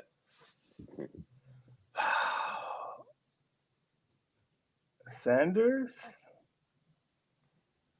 No, we're gonna let him slide a little bit more, man. We're not risking it, bro. We're not risking it. Nebraska said Zinter and Colson. Yeah, that's what I was working on for him. Let's do. Well, we can get either or here. It doesn't really matter. I think we're fine. Zinter, man. All right, give me. What do you do with the first round? Did you get an offensive line for these boys already? Jackson Powers Johnson. Yeah, I got him. Oh, you did get him a center. Yeah, so they need two guards. I mean, Powers Johnson can play guard for you. Yeah, he can play guard. If you want to start Olu at center, you still need another guard. He can play guard. All right, Zach Zinter, man. Let's lock it up. Everybody wants Sanders off the board, man. Let's see, man. We got Evan Ingram though, man. Hey, so DK, you nervous? We got a receiver in the corner for these boys already, right? Nate Wiggins and Xavier Legette. Nate Wiggins, Xavier Legette. So we got a receiver corner. We shored that up. We'll get a pass rusher here, man. Let's go get a pass rusher. Yeah. Handle that, bro. Now I'm locked in the room, bro. The war room. It's locked up, man. We're gonna get. You know what we're gonna do? We're gonna bring back Josh Allen, right? We're gonna have Trayvon Walker, and we're gonna get a Nealon right here, man. A Marshawn Nealon to go in like 5 tech right there. We got 3 guys that can get after the quarterback. All right, I like it. Bengals. The Bengals. I did the right thing. Got Fuaga. Then I went and got I think I skipped over a wide receiver. It's like, I got Michael Hall Jr. So now we're gonna go get the wide receiver here. And you know, I think Oh, Roman Wilson. Yeah, we're gonna get Roman Wilson right there, bro. Let's go get Roman Wilson. I'm surprised he lasted this long. I'll be real with you. I think I'm surprised. Yeah, Roman Wilson. All right, let's go get our linebacker. Call it a day. Yep, lock him in. Colson. Indianapolis. How you say it, Drew? Indianapolis Colts, man. What we did so far? We got Quinn Mitchell locked down out there. We got Braswell. You need an edge out there. What's it? They need a receiver, bro. Yeah, they do need a receiver. So we're gonna get a wide receiver for them. We got Downs in the pair, so we got the slot. This guy that stretch the field. We need somebody that can run some routes. You see my guy right there that can run routes. Yeah. Got a guy right there that can run routes. Who else we got on there? Jermaine Burton. There's a lot of guys who can't run routes right now, bro. Right. I'll tell you, Burton can run routes. No, I see my guy that can run routes. Jamari Thrash right there. Jalen McMillan can run routes. Yeah, you're right. Yeah, Jalen McMillan's a slot. I think he's a slot though. He's a slot. I think Thrash could play on the outside. I see Jermaine Burton there also. Yes. Man, this is a tough decision, man. But I'm gonna go with my guy. I'm gonna go with Jamari Thrash. Thrash is my guy. I'm going with him to the Indianapolis Colts. All right. What we do for the Rammies? We got Kamari Lassiter at the corner position. I think we went off. Fautano. Okay, so we went off last, right? Okay, so what are we looking at for the Rams? So check one thing real quick. We probably ain't doing it, but no, we're not touching none of that. You don't have a 4th round selection. Don't have a 4th round selection, so we got to make. I don't know. It might be a trade scenario. Maybe. Is this the trade for? Okay, let's do it, bro. All right. Trade with the Giants. Okay, it's a lot of spots, bro. All right. Can I give up? What are we in the 3rd round? Can I give up a 3rd round for next year? Yeah. You'll get a 4 this year and the 3 next year. So let me see. Hold on. Let me look at what you're doing. Make sure I ain't messing it up. So you're getting a 4 next year? What do you mean? You're getting a 4 this year and a 3 next year. For the 3 this year. So 107, round 3, and then we're giving away the 83rd. Correct. Okay, so make sure I'm understanding it. Okay, pull the trigger, man. You didn't even got to force that one. They said that's good. Yeah. Yeah. Good. Lock it up, bro. All right, D-Kid. Jatavian Sanders. The Giants trade back up to get Jatavian Sanders.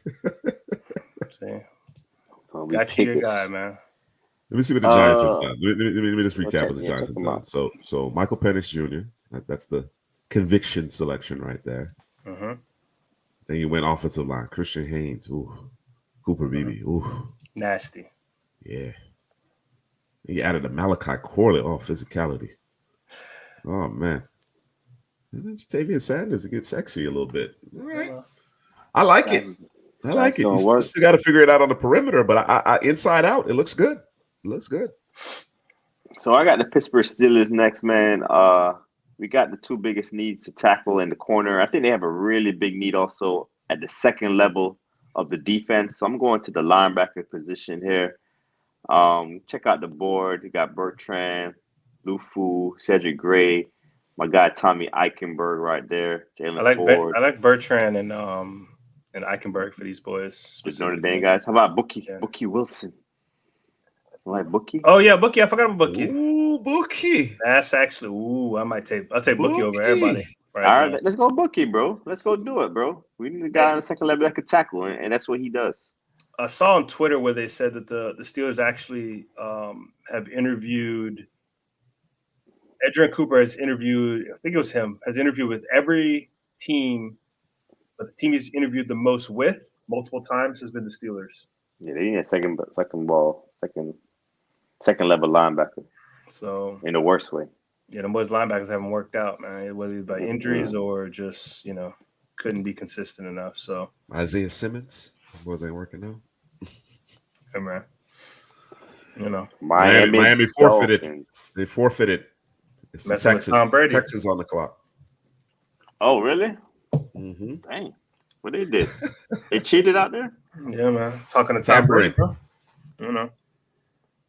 All right. Who I got for Houston? Yeah. Houston do need a running back, Al Paul. Singletary, I think he's on a contract. Last year's contract. Pierce, I just don't. What's up with Pierce, bro? That zone scheme, you can't do it. What? What's wrong with David Pierce? He was hurt, bro. What's going on? He was hurt?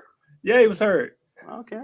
I mean, his style of running going to lead to that, So you do need. I think they should be aggressive, bro. What with the quarterback on the rookie contract? Go get Jacobs or Saquon. See if you can, catch lightning in a bottle. Derrick Henry, bro. So what I got for Houston so far? I think to this point, Darius Robinson, edge, Mike Sanders still. Okay, so defense. Yeah, let's go get a running back. Let's go get the top running back on the board right now. Let's insert him with CJ Stroud, and here we go. Who's the top running back right there? Trey Benson be really good in that scheme right there. We already picked Brooks. Jonathan Brooks is off the board. Yeah, I took him for the Packers. All right, so we're gonna go get Man, there's so many good running backs though, bro. I might pause on running backs. Saquon to Houston would be nice. Mm-hmm. Yeah, they could get a veteran running back. Let me see interior defensive line. I think they could get better in there too. Fisk. Tyler Davis. It's the right scheme for Fisk. Mm-hmm. Yeah, let's go get Brandon Fisk. Let's go get some more defense, man. We piling up on the defense like the Miko Ryans want. We're gonna get a running back later on. There's some good running backs you can get on day 3. So I'm not, pressed to get a running back right now. Chris Jenkins in the second round. Cleveland on the clock.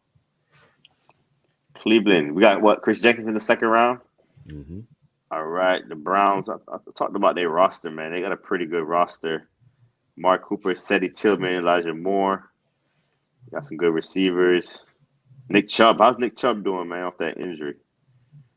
It's Chubb, bro. He'll be back. Chubb. He'll be all right. He'll be all right? All right. Yeah, man. Lamborghini. You got Ford, bro. No worries. Yeah. We got Ford. I'm thinking about back to pair with Ford if Nick Chubb not coming back. But you know what? I'm gonna go get another receiver, bro. Let's get another receiver in Cleveland. I know they got Mark Cooper. I like Seth Tillman, Elijah Moore. They traded for.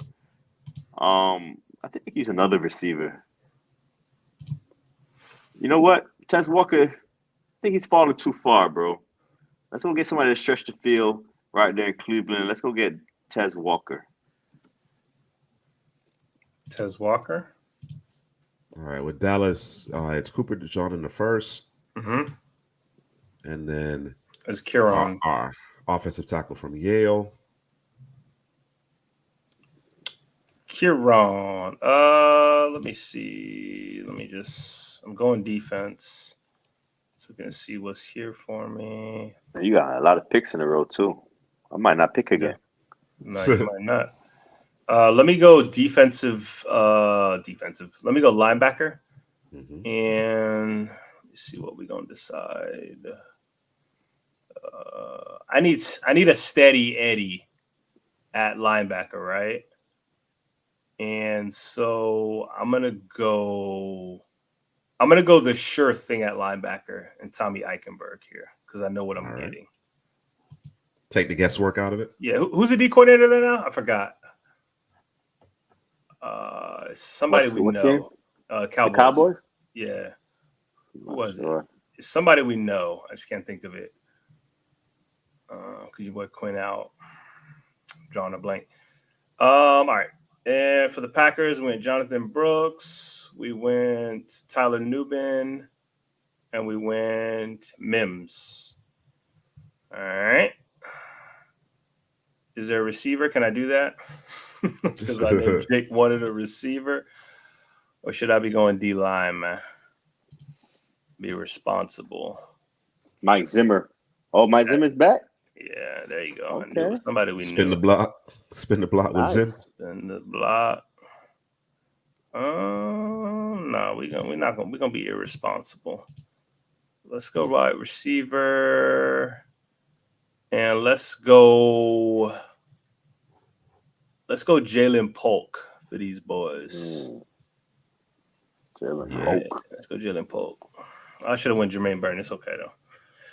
All right, man. For the Bucks, what do we do for my Bucks, bro? What did you do? Frazier in the first round. No, what did we do? No. This is all you. Peyton Wilson in the second round. All right. No, let me ask a question with that last pick. Why are the Packers wanting a wide receiver?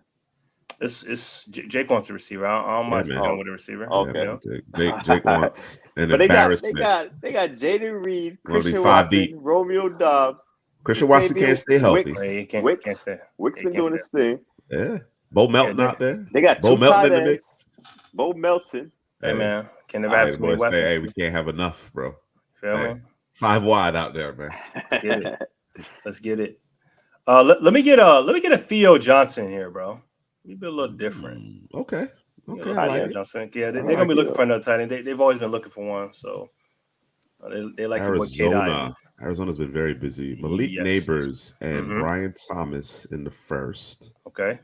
Followed by Chop Robinson in the second. Okay, line. And Jeremiah Trotter and Chris Abrams drained to this point. All right, so we've essentially taken care of every level of the defense, and we got sexy on the offense. Is what you're telling me? That's what's happened to this point. Okay. All right. What's looking like on interior of the O line? What is? Let me just look at that roster right quick. Donald Driver. Yeah, bring Donald Driver back, bro. Yo, Javon Walker, bro. Javon Walker, nah, bro. No. Nah, you don't want him back? No, bro. Come on, bro. Did he even play, bro? Did he even play? Come on, man. He balled over there. You forgot? He balled? For Green Bay. For real? For like 1 year. He had 1 year. Yeah, boy's wild, bro. I like it, Mr. C. Prasky. I like it. What Mr. C. Prasky said. Van Pran to the Cards. Yeah, that's what I was looking at center, man. But the boys got like 16 centers on the roster. But we do need to work on the interior. All right, let's go Cedric Van Pranny. Lock him in. Pranny, huh? All right, Detroit. Yep. Green Bay again. Dang, Green Bay all the picks. That's why they can get a receiver. They can do what they want. Oh yeah. They got a lot of picks. Can I get me a Dwayne Carter here, please? Yeah, power. Dwayne Carter. Boy got power. Wheezy. All right, and then let me get a Give him another running back. I want to do something a little different here. No. What do we do? Detroit, defensively, what did I get them? I got them a corner. Detroit. You went Rakestraw in the first. All right. Adisa Isaac in the second. I believe you had a pick. Kalen Carson earlier in the third. Okay. Let me. We'll say you on fire, bro. Who, me? Yeah, man. Because I know what I'm doing. He's on fire. That's the NBA Jam? The fire on the rim, yeah. Yeah, bro. Let's grab corner. We're gonna go back corner. No, we're not doing that. Let me get Gabe Murphy. Nah. We getting my guy, bro. Tyler Davis. Tyler Davis. Bro, let's do it. Baltimore Ravens. I think we got an interior last time, right? For the Ravens? I believe so. So Keon Coleman. Followed by Leonard Taylor. Yep. All right, we're gonna get Austin Booker, man. He just seemed like he gonna be a Ravens type of guy, man. 3-4 outside linebacker, get after the quarterback, long hands. And then Chiefs, we got a tackle, I believe, and then a receiver, Lad McConkey. Forgot what tackle I drafted him, but I got him a tackle, so we're good there. Maybe somebody next to Chris Jones. Kingsley. Yeah, we got Kingsley Chris Ladd. Jones isn't going to be back, bro. He's gone? He's going to be gone. Yeah, they can't pay him, bro. Come on, I'm man. telling you, he's going to be gone, bro. So we need somebody then. Mm-hmm. Wingo could get after the passer. Rook. I like Rook. McKinley Johnson. Running out of options, bro. McKinley Jackson, I said. Running out of options? Mm-hmm. Go down? Got to be somebody down there we like, man. Like Kamara, Christian Boyd. Let's go get big boy McKinley, man. McKinley Jackson, the Chris Jones replacement. All right. The 49ers. Let us see here. What am I doing? Oh, yeah, Gabe Murphy. We like Gabe Murphy. I know Drew mentioned him a couple times before, man. He got good hands, man. He was in that Latu school. I think him and Latu was working together because he really improved that this year from last year. What we want to do San Francisco, here. it's let's see, Graham Barton, Jarvis Brownlee to this point. Oh, I like it. Let's go. I'm gonna go safety, and I'm gonna draft Kalen Bullock here. I think. Yeah, let's do that. Lock it up. Right, Jaguars. Guys. I think we went to the perimeter, right? Wiggins. We got Nate Wiggins. Leggett. Excellence on corner. Leggett, the receiver. Yep. So we had one more, right? That's it? Yep. I thought I got them boys. Marshawn Nealon. Oh, yeah, Nealon. Mm-hmm. All right. What else? What do we need right now, man? Let me check the roster. Y'all help me out, man. What we need in Jacksonville? O-line. Interior O-line? Mm-hmm. Yeah, let's do that. We're going to the interior, the offensive line. Keegan, Cohen. I like what Cohen was doing out there. Bo Limmer, the center. I think Keegan got hurt, right? In the yeah, he did. He left early. Yep. Javon Foster's a good tackle for any team. Kingsley. Kingsley. He can play guard too now. Isaiah Adams is out there. Oh, Isaiah Adams out there? Yeah, he's out there. Let's go grab him from Illinois. All right, for the Eagles, we got Edgerrin Cooper. I got Nealon to see. Kool-Aid McKinstry. Mm-hmm. Edgerrin Cooper, Cam Kitchens. All right, let me get a Javon Foster here, bro. Tackle. And then for the 49ers, who we just drafted again, let me look at one thing right quick for these boys. Trent Williams can't play forever, can he? Nah, he probably can't. can. Bro, do you know Trent Williams is in year 14, bro? That's what I'm saying. He probably can.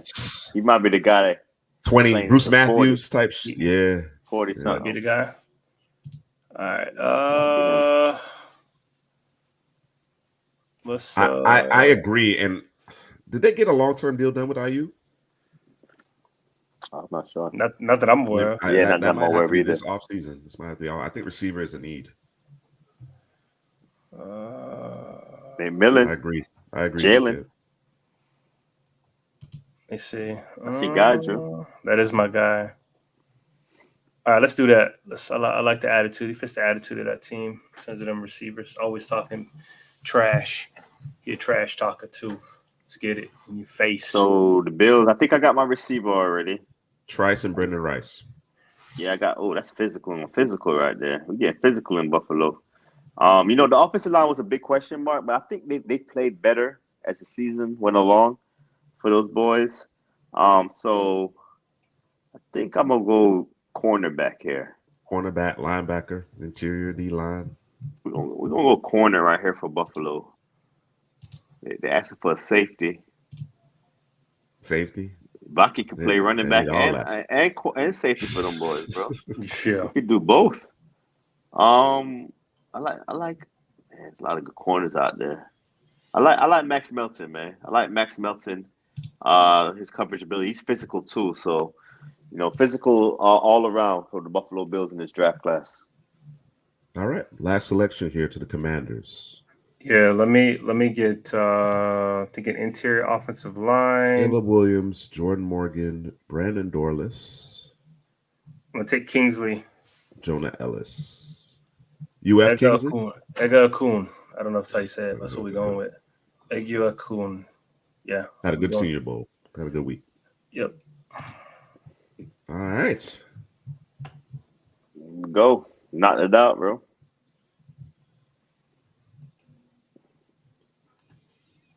And I'm just going to scroll for posterity's sake.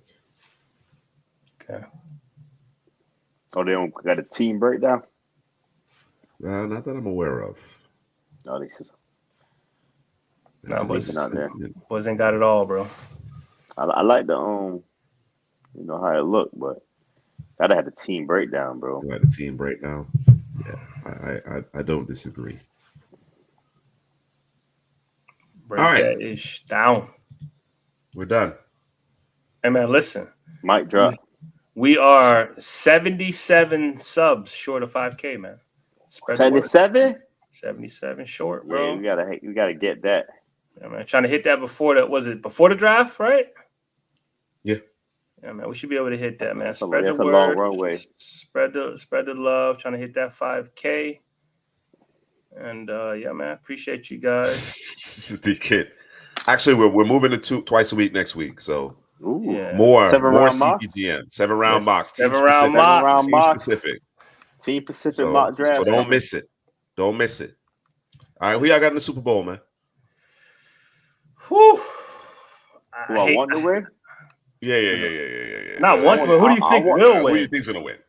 Man, you can't bet against that boy Mahomes, bro. You cannot bet against him, bro.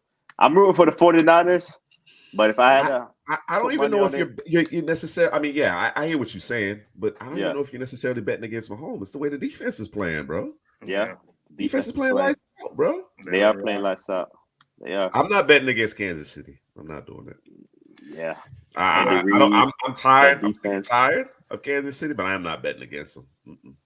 I'm looking for the Chiefs to get the dub, but I want the 49ers to win. Yeah. I got to root for the Niners, man. My boy Debo and them boys over there. Ayuk, another one of my guys. So I like the 49ers to win out. That's what I'm rooting for. But like you said, the defense, Andy Reid, Patrick Mahomes, the experience, just all of that mixed in. Put it in the pot, and it's hard to bet against the Chiefs. And the boys have an extra week to prepare. You know how Andy Reid do it. What's going on, man? Surfile player of Brooklyn, man. Haven't seen you in a while, man. Appreciate you checking us out. Oh yeah, I'm gonna get on that action right there, Al Paul. I'm gonna get on that action. Beast. Oh, you taking the under?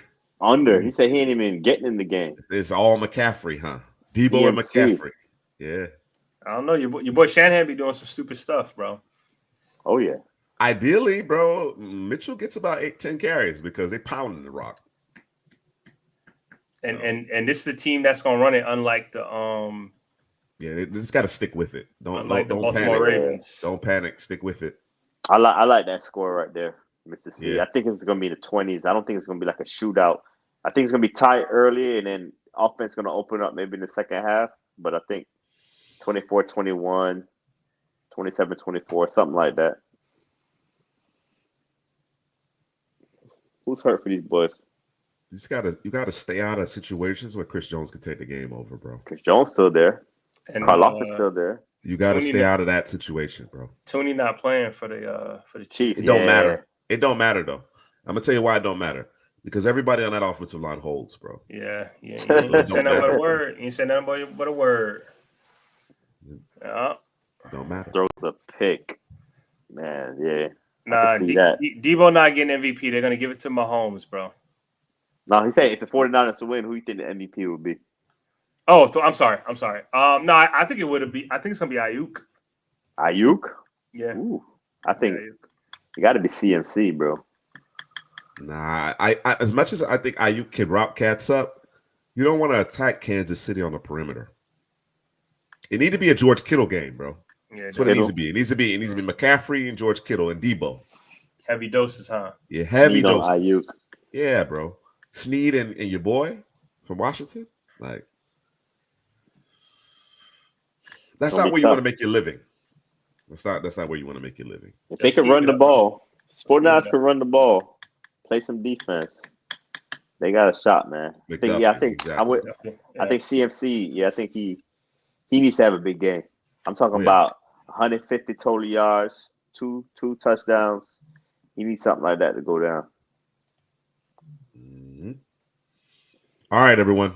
We will catch you back here again. We're moving to 2 times a week format. Likely it'll be a Tuesday and Friday, but we'll make sure everybody's aware ahead of our next stream. All right.